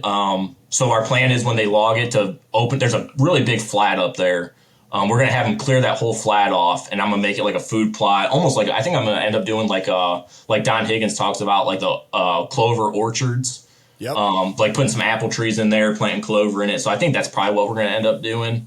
And it serves itself pretty good at that point. And then we'll put a blind up on it. Hopefully the logging rows will make it a little bit better access. And then we're going to put a building pad on it, or, you know, just like a camp pad, gate, gravel, stuff like that. And the money's not going to be so much in the resale of the resale of the property is just going to be, you know, just to move on from it. But hopefully the value is going to be in the timber from it. So For sure, man. So if you guys are hearing here correctly, Josh just goes from his first deal to straight to his second. He's going to cut the trees. He's going all in. Yeah. Which I love, man, because what you're saying you're going to do, if I have to guess here and make some assumptions, when you cut the timber, I'm guessing you'll use some of that money value to complete your improvements to the property. So that won't be additional out of pocket. It's going to go towards completing improvements, and that timber money's tax free. So that's fun. Yeah. And then you're going to go in and do apple trees, clover, stabilize the property, probably a gravel pad, some entrance roads. Yep. And then resell it. Yep. And the good thing about it, when I walked it with the logger, so they're going to already have the equipment there. So they're going to do a lot of that clearing and gravel work for me. And we kind of just worked that into the timber price, So, I could have maybe got a little bit more of the timber value on it, but then I got to bring in another contractor. I got to bring in another contractor. They're already there. So it just shortens that time frame, a lot quicker. So, so hopefully by the end of this month, that one's getting wrapped up and we can get moving on it. I'm hoping. Nice. Yeah. And of course we do have to, we have to quickly talk that you are in the hotbed of EHD. Do you have cameras running or anything yet? I don't down there. No, that was one of my things that I talked with Tyler about, like, hey, can we get down there and put some cameras on? He said, yeah, it's just a matter of I haven't been down there. And now I'm a little nervous too, to be honest with you. And even Meigs County, I talked to a buddy down there, and so far the lease that we have down there, he hasn't found any. But the farm that we're getting is a little bit more north of there, which is closer to Athens. And as you get close to that, that northern Meigs County, I think it's getting hit a lot harder. So we'll tell me this: Did Tyler own this parcel you're buying? No, Okay. He was selling it for a family, and then just through the course of it getting taken off the market, I came into play. And basically, the family doesn't want to have to deal with marketing it again. Right. I don't want to say it was an off-record deal or an off-market deal, but it's just kind of an expired listing that he. Yep, exactly. Yep. That's great because it's a win for everybody. The reason I asked is because I know Tyler does some investment stuff himself. He does, and him and his dad, and so I didn't know if it was a piece that they owned. So Josh, let's jump here real quick to because my listeners and viewers know I'm pretty ADD. I got to keep my mind on what my mind was on. Josh has reached out, and I guess the episode that we did with Miss Amanda Holbrook has kind of opened your eyes to the IRA stuff. I first almost in my brain said IRS stuff. No, we will never talk about the IRS here. So. What's your thinking about some of that and where you're at in that process? So this is a crazy story. So after listening to Amanda, I will say the fire department we have a good pension system. We have good retirement system, but talking to guys at the fire department, they talk about putting so much money away into our different retirement systems. And, I was putting a lot of that away, and I'm just like, if I want land, I need to, take some of that off. So it was like perfect timing. So I ended up calling Amanda, and that was a New Mexico phone number, and I'm confused as all get out. I'm trying to Google the company; it's New Mexico, but listening to her, it sounds like she's in Ohio, and I'm just like, what is going on? So I call Amanda. I set up one of those Google Calendar things or whatever, and she goes, "You have a 440 area code?" I said, "Yeah." She goes, "Northern Ohio?" I said, "Yeah." Well, me and her live about 10 minutes away from each other. Small. So I'm like, all right, you got to lay this out for me because I'm confused as all get out. And we ended up opening up the self-directed Roth IRA. There's not a ton of money in there right now, just getting started, and the limits and everything. But listen to you, you're getting started. You're taking action. Yeah. So let me ask Josh, because I want to know if I'm making some assumptions here. Did you find out through the process with Amanda that anything you had in the fire department was self-directable, or do you know? It's not. No, it's not. Okay. Yeah. The only little bit that I could get is through I have a part-time 457 plan, and if or when I leave that, I can have access to it. Yep. But everything else, all of our stuff's tied up through the state. And, state pensions and everything like that. So, which I'm okay with that because that, that kind of gives me that safe nest egg. Yeah, it's diversity of retirement. Yeah. Well, and I hope you agree. knowing that it wasn't self-directable, even that knowledge from Amanda is helpful. And it's probably safer. It's definitely safer. And I look at it from the perspective of if you don't know, like it can really mess with you. Could I have or could I not? Yeah, absolutely. Man, that's so awesome that you've been able to reach out. Shout out to Amanda if you guys haven't. Yeah, she's been really good to work with. Really good to work with. Super sharp. And she's opened my eyes. Like, I think people always just think I'm the expert. And I'm like, no, dude, I bring people on and they teach me just as much on an episode as I thought I knew before. Tuesday, she was actually doing a speaking seminar up by me at the college. And she invited me to go to it, was going to make me some introductions with some local people around here she thought would be beneficial. I was at the fire station, so I couldn't go. But I'm definitely going to be hopefully leaning on that a little bit more. Yeah, it's so crazy. I'm like, that's awesome. So wait, where do you live? And she goes, I'm like, we're 15 minutes away. That is so awesome. Yeah. Look at this little podcast and what it's doing, you know? Yeah. Somebody asked me a while back, like, do you know, how is it doing? I'm like, I don't actually know. I don't know how to track metrics and all that. I just do it. And then my team is like, yep, it's going good. Just keep doing it. Yeah. So I can say it's definitely helped me make connections, whether it would be Rich, Madison, Amanda, you know what I mean? I've used all of them, which is great. That means a lot, dude. It really does. Yeah. So, all right. So we've got this second deal. You've got a huge plan. I love this. I love this. You've now figured out that you do or don't have money that could be self-directable. Yep. You've opened, just to get this talk track going, you've opened did you say an IRA? You've opened? It's the self-directed IRA. Yeah. Okay. Or I guess it's the Roth, self-directed Roth IRA. Okay. Yep. So, what do you think you want to do with it? Like, what's your plan with it as of today? Well, so if we get this Athens property, so I'm going to try to max it out this year just with the little bit of money that we made from that first one. And we had some money sitting in a CD that was basically not really doing much. So we put a little bit of money in that from it. Okay. And if I'm right, Josh, money you put into that IRA is taxed when you put it in, but that's it. Correct. And any contributions that I make personally, I can withdraw from. So that's the nice thing about it is, if we never wanted to have our money wrapped up where if something happens to me, my wife, the kids, we can't touch it and we need it. So anything that we put in, Amanda basically said, you call me, it's in your bank account within a day or two. So that was the biggest thing for my wife to feel comfortable using it also. For sure. And me. Let me make sure I'm understanding here too. Maybe all my listeners already have this figured out. If you already have it figured out, sue me, okay? I'm doing my best over here. You're buying your dream, your legacy property back. You're buying the Megs piece back. Yep. How good that must feel. And now you're also at the same time buying this Athens investment deal back. Or not back, but you're buying this deal. Yep. So your fall, let's say, Josh, your fall could look pretty fun, man. There's going to be pretty busy. Yeah. Yep. You plan on hunting the Athens piece? Probably not, to be honest with you. No, I doubt it. Because honestly, by the time we get in there, by the time we get it closed, get the loggers in there, it's going to be pretty much the heart of deer season. What if your cellular camera says, hey, man, what's up? I would be in there. Yeah, I'd be in there. Yeah, I'd definitely be in there. I never hunt my investment properties until I do. Yep.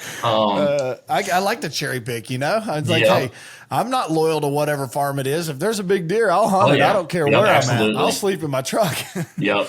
So that's what I mean can get exciting with kind of doing these investment deals is – it gives you places to bounce. It gives you, of course, it's all a write-off because you're going to do work. Honestly, that little MIGS piece, like that 8 acres, that little funnel pinch point right there, like it was good. It would have been good. You know what I mean? Like, especially if you never put a house there and you did some screening, like it would have been really good. Yeah, man.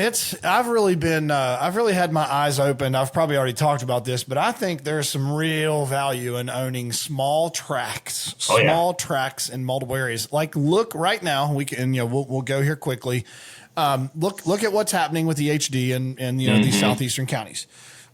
If you own 8 acres in Meigs and 17 in Vinton and 12 over here, and then 10 in Trumbull County. And, like over time, you could own these smaller parcels. And when EHD hits, you're not as affected as and I'm going to openly say it because Bobby Warner and Kevin Harris and these guys I've had on, they talk about it. And I've had the same problem. When you own a big tract, all in one chunk, if you get hit with EHD, you're smoked. It doesn't matter how big your tract is, you're smoked. And if you have all these little ones, all these little satellite tracts, you can withstand that. So going to EHD real quick, I'm just interested in your opinions, Josh.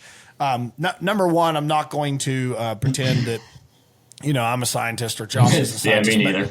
Yeah. I was going to say maybe he's done more research than I have, but what I've been seeing on social media that I want to address is, and by the way, some of these buy-sell trade land groups that I'm in, there is some dudes in there and women that I would like to just line up in a parking lot and fight. Because number one, they're never buying anything. Okay, they're just a tire kicker. But when people do the laughing emoji on, or the laughing, reaction on listings, it honestly tells me you're uneducated. It quickly tells me you're uneducated. So, because usually it's about the price, or oh my goodness, he's asking $69,000 for 8 acres in Meigs County, the poorest county in the state. You hear all it's like, dude, wake up from the rock you're living under. Wake up. But number two, I'm seeing people like, yeah, right, I wouldn't buy a farm in Washington County. You know what EHD is doing? It's like. I have a really hard time, and for my listeners, maybe you've had some heartburn lately about, should I buy a farm in a county that has EHD? Here's the analogy I want to give, and I'm interested in your opinion, Josh. I sit back, like I was talking to a guy yesterday, and I was planting food plots, AirPods in, throwing fertilizer in the side by side, and we're neck deep in this EHD talk. And I said, here's the scenario I want to give you and maybe the listeners to think about. We've watched, all of us as consumers of hunting media. We've watched Lee and Tiffany Lukoski. We've watched the Drurys. We've watched the Kiskis. We've watched Jeff and David Lindsay. We've watched all these people. Name them. You can name anybody you want. We've watched them deal with EHD on their own farms. We've watched them be decimated. I can remember years where the Drurys, dude, half the Dream Season intro back when we had DVDs. RIP DVDs. We've watched them intro 30 minutes worth of dead deer in ponds and how their farms are decimated. Okay. We've watched it. So here's the point I'm trying to get at. We've watched these people that are at the top. I'm painting the picture of like, let's Lee Lukoski is a scientist. I'd love to get 2 hours with him one day because I've heard firsthand some of the research he's doing for EHD, the work he's doing. All right. So we've watched this, we've seen it, and we're talking people who have millions of dollars in dirt. Millions. Way more than us. Millions. EHD hits their farm. What do? Do they up and sell? Right. No. So it's this wild concept to me of, I would never buy in Meigs because EHD hit. Are you kidding me? That's like saying, I would never buy that piece of land because somebody wrecked their car on it and there's 3 rotted tires over in the ditch in that piece of land. Yeah, that is a situational thing, and I'm not heated. Okay, I just did finish my last pot of coffee, folks. But what I'm irritable about is I get so tired of how social media is the quickest way to spread misinformation. I mean, you can just get on and be a keyboard warrior. You can make something up. So a guy asked me, what's the point of all this? The question to you too, Josh. This guy was asking me, do you think EHD is going to affect the values of land and areas? And my answer, and I'm going to be on, my knee-jerk answer, it is, stupid people will think it does. Right. Stupid people will think it's going to affect the values. Like, do I see people maybe this year being more worried about buying a farm in Meigs County or Athens or Washington or wherever, which, by the way, as the time of this podcast recording, go check the latest map. Guess what? It's in your neighborhood, too. It doesn't matter. It keeps growing, this EHD coverage map. It keeps growing. I'm in Fairfield County, basically. And guess what? There's a yellow dot right smack where I have some of my best farms. Smack. I guess I better go sell them. I guess I just better start over because EHD hit. It's just a wild concept to think about. Do you think, what is your opinion of, should someone sit on the sidelines or be cautious, or how would you navigate this? Hey, I was interested in properties in Southeastern Ohio, but now EHD hit. What do you say to that? I would say overall, there's never a good time to sit on the sideline and wait. And whether it be EHD, whether it be COVID, whether it be anything. So, going back to just drought. Yeah. Going back to when we started hunting in Meigs County, we were offered land in Meigs County for $500 an acre, and we didn't buy it. And we didn't buy it, and now you look at it, so this EHD thing, Is it going to slow somebody down? Yes, probably. The market's a little bit slower right now. There's a little bit of stuff like sitting on the market a little bit. So I think just those two hand in hand are going to play into it a little bit. Yeah, situationally, But if you want EHD, so say your farm gets wiped out with EHD and it's going to take 3 to 5 years to recover, to get a good, healthy population, good mature bucks. But there's going to be deer on that farm in between time. But what's that land value going to do? So 7% a year over 3 years. Now you're paying 21% more for that farm because you wanted to wait for EHD to replenish itself. And not only that, but like I was listening to one with Jake Hover was talking to Skip Sly on his podcast, and he's like, use that time to get into those bedding areas, to get into those areas and do the work. That way, the next time EHD does break out, maybe you're a little bit better protected. Maybe you're a little bit more prepared for it. You have more deer on your farm. That more deer on the farm give you a better chance of survivability. Just all those things. So, by no means I would be waiting to, jump on the train like you said, or jump on the bandwagon. If property values do decline a little bit, that would be a spot for somebody to jump in there and get, maybe a decent deal on something. It's just like, dude, it's so much like COVID. You said it, and I never even really put this together. But I remember the first 3 weeks of COVID, like that first shutdown, and everybody kind of got weird. And everyone freaked out for like 3 weeks. And then what happened? It just exploded. The throttle was stuck wide open. And you couldn't, if you weren't ready to jump on the train, you would rip your arm off trying to get on it. Yeah, absolutely. And the same thing here is what I see is people are like, oh, do you not see what EHD is doing to the county? Dude, dumb argument. Yeah. Dumb argument. Mother Nature and just the deer and turkey, it's cyclical anyways. Look at Southeast Ohio with turkeys right now. I mean, they are getting everybody wants to talk about EHD. What about the turkey population? I mean, it is decimated. I mean, the bobcats, the bear, I don't want to say bears, but the bobcats, the coons. I mean, it's just, so we can talk about EHD all we want, but what about the turkey population? Are you going to quit turkey hunting? Are you not going to buy a farm because of the turkey population, because of the deer population? There's still a lot of things you can do on that farm, with kids, with wives, with husbands, to get down there and enjoy it. Like we talked about squirrel hunting, rabbit hunting. Take a kid squirrel hunting. You know what I mean? Like, why does everything have to be so wrapped up in deer hunting? That's the other, I guess that's kind of like, I don't want to get off on a rant, but that's kind of the one things I have. Let's go. Let's rip someone's head off. My son has killed more deer than he has squirrels because everybody's so focused on, and I'm included in that. Yeah. Oh, I'm guilty of it too. You know what I mean? Yep. But when you ask him, he goes, well, Dad, let's go out squirrel hunt. All right, well, let's go. Like, you know what I mean? We can't go in that bedding area. We can't go up on that oak flat. You know that. Yeah, Old drop guns up there. Yeah, do something, you bought the property. If EHD is bad, enjoy it in other ways. There's plenty of things that you can do. There's tons of stuff out there. By no means I would let that deter me. I would use it as a bargaining point. 100%. 100%. And what Brian Tanner said the other day, we were talking about EHD hit really hard in an area in Illinois that I've got a lease. And a couple of years ago, and I didn't know this, obviously, and he was like, the recovery years through EHD, those recovery years are when you see some of the most giant bucks, because those I've heard people say that before too. That made it. They have so much available. Yep.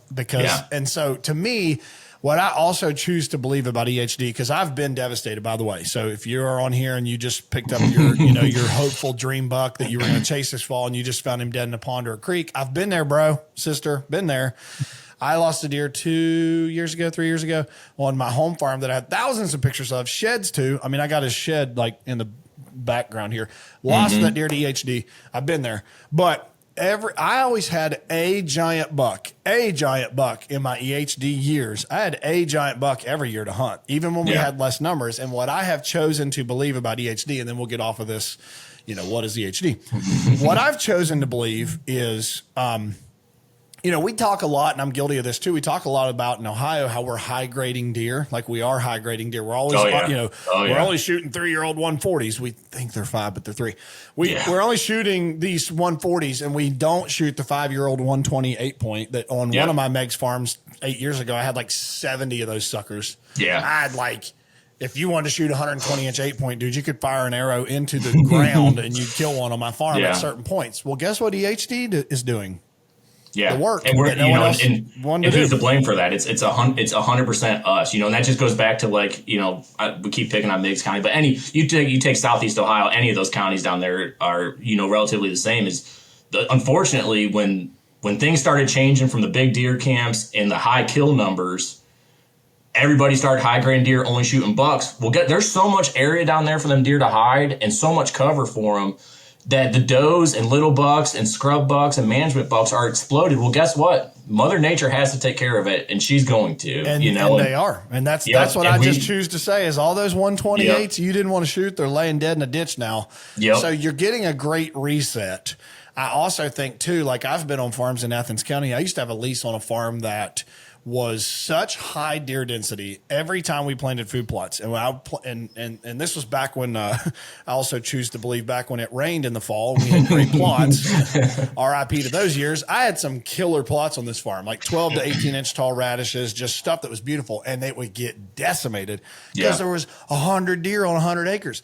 Yep. Well, this is the great equalizer. I mean, this is the great. So anyway, I don't know, man. I see people saying that kind of stuff. Number one, it's damaging because for me, what I see that is so frustrating in the hunting industry, and I was turned on to this concept by listening to the We Are Hunter guys. I love their podcast, and they brought on Mike Rex, and Mike Rex is the president of the Higher Wildlife Council. Anyway, Mike Rex is a big deal. Great guy. I'd love to have him on here if he listens. But Mike was talking about how divided the hunting community is, how divided it is, and that how unified the insurance community is against hunting and regulation. The Farm Bureau, the insurance company, you name it. So you get on these Ohio buy-sell trades that I'm on. I see all this jargon and rhetoric, and it's like, so we're really going to sit here and fight about a guy like a Josh Myers or a Tyler Markham or a Tyler Hazley, whomever. We're going to sit on here and fight about why you should or shouldn't buy a piece of land when your intent with that land is to help manage that land, make that land better, and be a good steward of it. And we're going to have a fight about why I should buy it. Bro, you want me to buy it. Yeah. You should want me to buy it because I am going to do to it what maybe you wouldn't or whatever. Right. It's like we are so divided. Yeah. You want me to do what I'm going to do, man. Like you do. And I don't know. It's just hard to stomach sometimes, especially in the hunting world. I love my favorite is like, well, that farm's worth $0 now because the minerals were taken. Yep. It's like, bro, stop. Yep. All these arguments, while they start with a splinter of validity, they have exacerbated themselves into like, I sold a piece of property in Meigs County. Let's just stay on Meigs. We'll beat a dead horse to death right now. We'll have this sucker buried and everything. But I sold like 40 acres in Meigs County 2 years ago, and I didn't have the minerals. And I knew I didn't have the minerals. The seller knew he didn't have the minerals. It was an oil and gas lease from one of the preeminent drillers down there. Yep. So it had already been drilled. Nothing new is going to happen. There's 2 old wells on it. They produce almost nothing. The minerals were worth nothing, but to someone that could be scary. And so I have to explain to people like, the surface owner has to participate if there's new drilling. The likelihood that there's new drilling is very low because there's already 2 wells here and they don't produce anything. So why would someone come back? So, you have to kind of unpack this. And all these people on Facebook, that's worth $0 if you don't get the minerals because my grandpa said. Well, cool, dude. But the guy who bought it's from New York. He got his chance to buy a piece of property in a county he had hunted for 20 years. The dude gave me some venison deer hot dogs when we were down showing the property. They were amazing. But the point was like, he hunts there. He's really happy there now. He's a great steward of the land. He's what you want. Yeah. But you're trying to tell us all that you're smarter and we should never buy it because the minerals aren't going with it. Well, go buy them back, buddy. Good try. Yeah. Good try to put it all back together. You won't. Yeah. So I don't know, man. It's just hard sometimes. I think people can quickly be clouded by all the rhetoric on social media. And my pastor once said there's a big difference between news and noise. And most news is just noise. Yeah. And in the hunting world and in these buy-sell trades and these hunting groups, it's a lot of noise. So let's put a bow on this. God is good. EHD came from God. It is Mother Nature is God. Let's clear this up. Yep. God can manage the herd whether he wants, whether you want him to or not. There will be a management. Is there things coming out that I think people like Lee Lukoski are spearheading that are going to help? Yes. Be excited. be excited. I don't know if it's affordable, but go ahead and rant about that if you want. But be excited. We're all working towards it. But I think just to finally close this loop, Josh, would you agree? Bad idea to sit on the sidelines if you think EHD is a good reason to not buy a piece of property in one of these 100%. affected counties. Definitely 100%. Bad idea. Bad idea. So anyway, end of rant. Not because I just have stuff for sale in those counties. Not because I killed, some of my biggest deer in these counties. Not because I know there's good deer in these counties. Just because trying to give solid advice for someone who is wanting to be Josh and do their first and now second deal. Because Josh, let me make sure I heard this going way back. You're buying a farm in Athens County. Don't you know what EHD has done there? Yeah. Gosh, you idiot. Gosh. Yep. You think your farm will actually sell in the fall? I hope so. You'd have to be stupid. Right. So we'll cycle back, everybody. We'll cycle back to when Josh sells his farm and be like, hey, man, how big of an impact did EHD have on it? Because I have a feeling the answer is going to be big zero. Yep. Anyway, that has been the Tyler and Josh rant for the day. I got two more questions. I'm gonna leave you be because this has been fun. Two more questions. When you hold on, bless you. If you lose a sneeze, it ruins your day. Oh yeah. Especially if you have a second one, which I don't. That's weird. Anyway. What are you excited about this fall? We're going to this fall right now. What are you excited about? Tell us some stuff. Yep. So biggest thing is just getting the kids out there. You know what I mean? We've been out in the yard shooting. They shoot crossbows, but just getting them out there. We've been doing a little bit of work behind our house doing stuff. Let's go there. You talked about this offline. I want to jump in here, man. He said some cool stuff. Josh is going to educate us.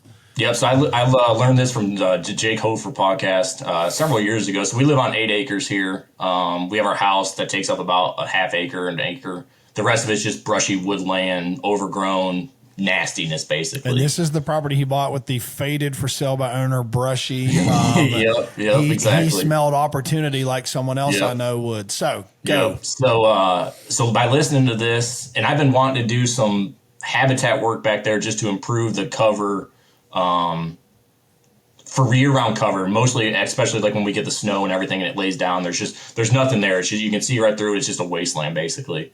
So by listening to Jake Hofer, I learned about this EQIP program, the NRCS Soil and Water District. And so basically, you have to have a biologist come out, and there's local biologists, depending on the plan that you use and where you're at in the state. They send somebody out. It's absolutely free for them to come out. And so we're doing 2 of them. One of them is like brush management and like a CRP planning. Okay. And that's a 3-year process. So the first year was just basically spraying, killing, getting that bad seed bed out of there because we're ate up with reed canary grass, all that nasty stuff. What did you have to spray? I want to sidebar for a second. Like Glide 2,4-D is what we've been spraying. Yep. And so we're doing 3 acres of brush management, and then after that, we're going to plant an acre of it in a pollinator mix. And they give you the. And 1 second, Josh. So you had I'm trying to make sure I walk with you here in my brain. You had a biologist come and write a prescription plan, or what you would call a. Yep. And so this was part of that. This is kind of. This all gets written out by whoever's involved on your team. Whether it be the forester, a biologist, whoever the case is. This is funded by the federal government, so it's got to be approved by everything, and then approved. The government has to have the dollars there, all that nonsense. So you're getting your tax money back just in a unique way. Yep, exactly. Yeah. So we've done 2 years of killing everything off. It's almost pretty much all just dead brown dirt back there right now with some weeds sticking up. This spring, early spring, late winter, we're going to go in there and frost seed our pollinator mix. And then after that, there's a little bit of brush management, just taking care of the invasives whenever they pop up. But then basically that's it for that contract. So this is year 3. Next year will be year 3 of it. Every year you have to have, you meet your guidelines and your goals. Whoever sets up your plan comes out and approves it, and then you get funded for it. Do you have to pay for them to show up to approve it? No, absolutely free. So like I paid for the seed, I paid for the spray, but that's all done. So then it gets approved. Now she comes out and approves it, and then I get it funded. It gets deposited right into my bank account. Man. Yeah, simple. So you're getting some farm work done free of charge. And actually, on this, like on the stuff that we're doing, I'll probably end up making a little bit on it because I already have the tractor and the brush hog, a chainsaw, and a backpack sprayer. Like it's very minimal of what I got to do. Yep. And you said before we started recording, you have a 3-year contract here. What does it mean after the 3-year contract? Can you do whatever you want at that point? Yep, There's no penalty? Yep, 3-year contract. It goes back to me doing whatever I want with my own land. And even the areas that aren't involved in the contract that we have, you can still do whatever you want. I have a food plot back there that I plant clover in. We have a blind that I planted miscanthus around. I have a switchgrass establishment that was there beforehand. So if it's not involved in those areas, it's free to do whatever you want. My man, so you're making like a little 8-acre honey hole.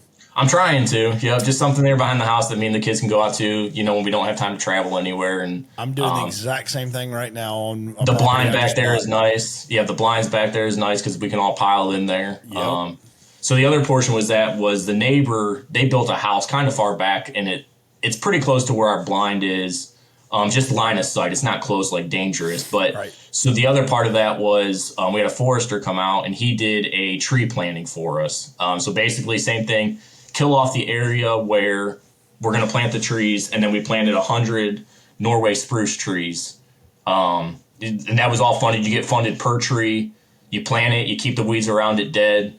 And that's amazing. So that's done. I did that this spring. That one's signed, sealed, and delivered. It's completely done. It's already been funded, and now I'm just waiting for the trees to grow, basically. That's amazing. So how does someone get started with this? Like if you're interested, now I'm obviously interested. If the listeners, how do you get started in something like this? So you can look up NRCS, and so we have a soil and water district in our county, and I'm assuming most counties do. Yep. And our NRCS office is based out of that office, and they cover like a certain area. So they'll start with your soil and water district, your NRCS office, and they will get you in contact with who you need. The lady who is involved with our grass establishment, she's through Pheasants Forever. She's a biologist through them, and I guess, I don't know if subcontracted through the state or how, but she's the one who comes out, wrote up the plan, wrote up the improvements, comes out and inspects it and everything like that. Amazing. And then the forester is just through so anybody that owns timberland, the state of Ohio has foresters on payroll that basically can come out and give you a TSI improvement plan, and it's absolutely free. And he's the one who comes out and does my tree inspections and everything like that. Let me ask too, just to tie all this together potentially, does your land qualify for CAUV because of these projects you're in? I don't. You know what CAUV, the commercial agricultural? I think it could.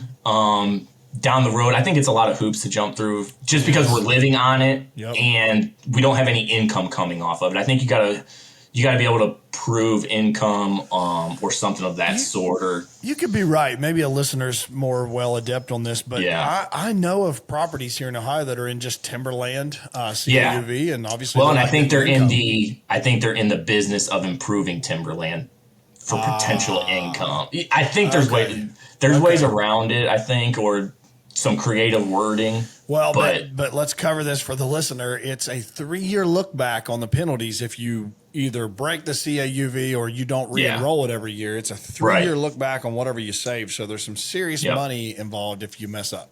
And I will say, like, the stuff that I'm getting funded for, if I was to break that contract, it is a contract with the federal government. And if I was to break it or not follow it or not get it done, you can file it for extensions. Say we have a bad year and you can't get it done. Right. But if you were to break that contract, you are responsible for repaying it.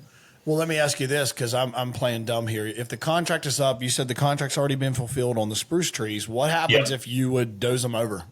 Nothing. Okay. Wow. Nothing.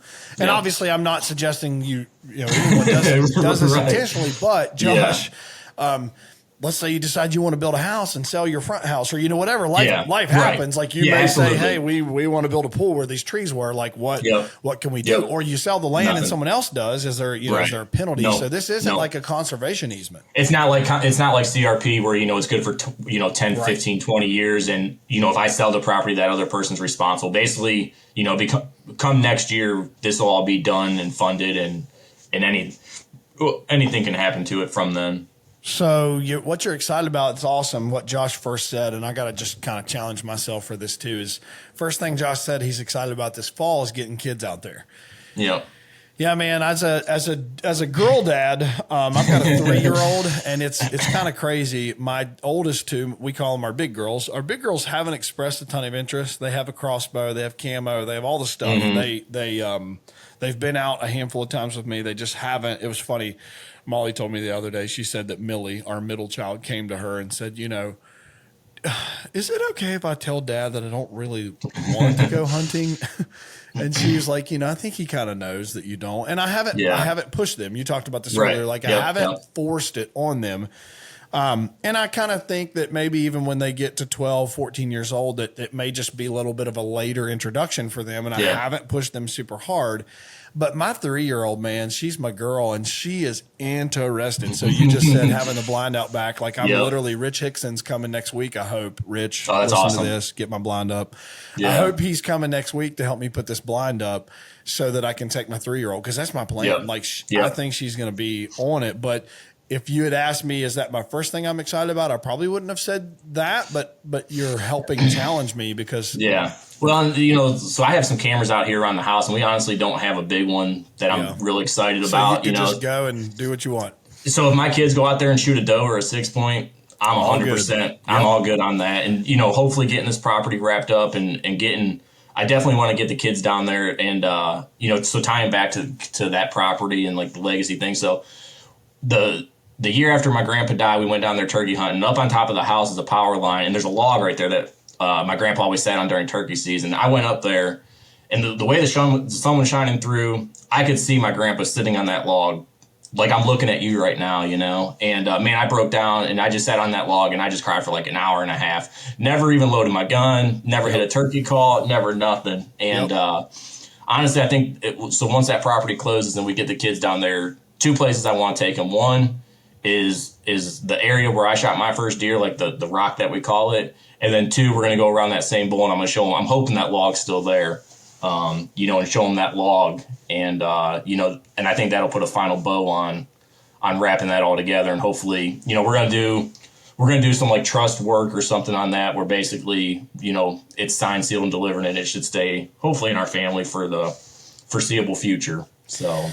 Dude, I cannot believe you just said what you said, because earlier I was going to tell you, but the same kind of scenario with my grandpa taking his shotgun, taking it turkey hunting. When I killed a turkey with that shotgun in Athens County, I wish I could sit here and find the photo for you, but the sun shone through this canopy. This area that I was in, we call it the previous guy that used to lease this farm is a great friend of mine. He was actually my school teacher. Shout out to Steve Mullins. But Steve called this area up on this ridge the ballpark, because it was so big and vast, because all the trees were ginormous. It was just open, and it looked like a ball, they called it the ballpark on this ridge. And I was up there, and that's where I killed this turkey. And the canopy, there was a profuse direct sunlight. The second I sat down by the turkey, my buddy Zach Lucas was filming me. And Zach has a picture of a beam of sunlight right on that turkey and me and that shotgun. And I promise, I know my grandpa was seeing that. If that doesn't tell you there's a bigger picture or bigger happening, then you must not be alive. Man, it was so pure. It was just so pure. I could have sat in that moment for just hours thinking of the foundation that he had laid for me to be an outdoorsman. And whether like the whole legacy and land, you don't need 200 acres to do that. And that's start small, do whatever you can, but get something rolling. That way, there's enough Xboxes and video games and Facebooks and everything else, get kids out there, and whether it be on 5 acres, 8 acres, 300 acres, just get out there and get them started doing something. Well, dude, I tell you what, if people don't tell you enough, having heard this entire story, I can tell you you're doing it right, my man. And I appreciate it. I'm happy for you. I'm proud of you. I mean that in the sense that you're actually taking action, and you're out there doing the things that I think are aspirational for the entire lifetime of most people. Very few would take action like you're doing. And you've started small. You're going to grow bigger. You're doing this the right way. You've bought back your family tradition spot. I mean, you're doing it the right way. So stick with it. I can't wait to have you back on in a year or so, and just to see, hey, how has this progressed? Hopefully, we're moving along. Yeah, man. And how little is your farm worth since EHD hit it, and how much money did you lose? So, I just can't wait to bring you back and talk about how little that affected you. But man, this has been really good. I got one last question. I think you've kind of embodied this already, but out of curiosity, I try to ask every guest, when you think of legacy, and you think of legacy through land, who or what scenario, what comes to mind for you? I don't have like a necessarily a person that says like they've owned, I've watched them build it, but to me the biggest thing is like so I said like my grandpa was my hero. I think it's unfathomable the amount of impact that he's had on me just through all walks of life. My kids will never know him in the sense of seeing him, but they've heard me talk about him. They've heard so I just think you got to set something up. I want me to be that same person for my kids, my grandkids or my great grandkid, that way, 50 years down the road, they're going to go up that gravel driveway to our farm and be like, Grandpa Josh and Grandpa, my dad, right. they laid it all out on the line so we could get this back in our family, and so to me, just providing that your kids always have that tie to the generation before them. And, to me, I have a hard time with that older generation of like my grandpa, like that generation of the World War II generation, like the 20s through the 40s. They're all, my grandpa is the only one that's left right now that's in that generation, and my grandma. And once they're all gone, there's so much history that leaves with them, so trying to just tie that all into whether it be land, whether it be a farm, memories, pictures, anything like that is it's just to me the biggest thing. And so hopefully that's what we're trying to do with getting this farm back. And, I don't want to say starting the legacy, but just keeping it going. Yeah, continuing it. There's a little bit of a black area in there, but that's life. We live and we learn and we move on. But just doing what you can to get it back. Yeah.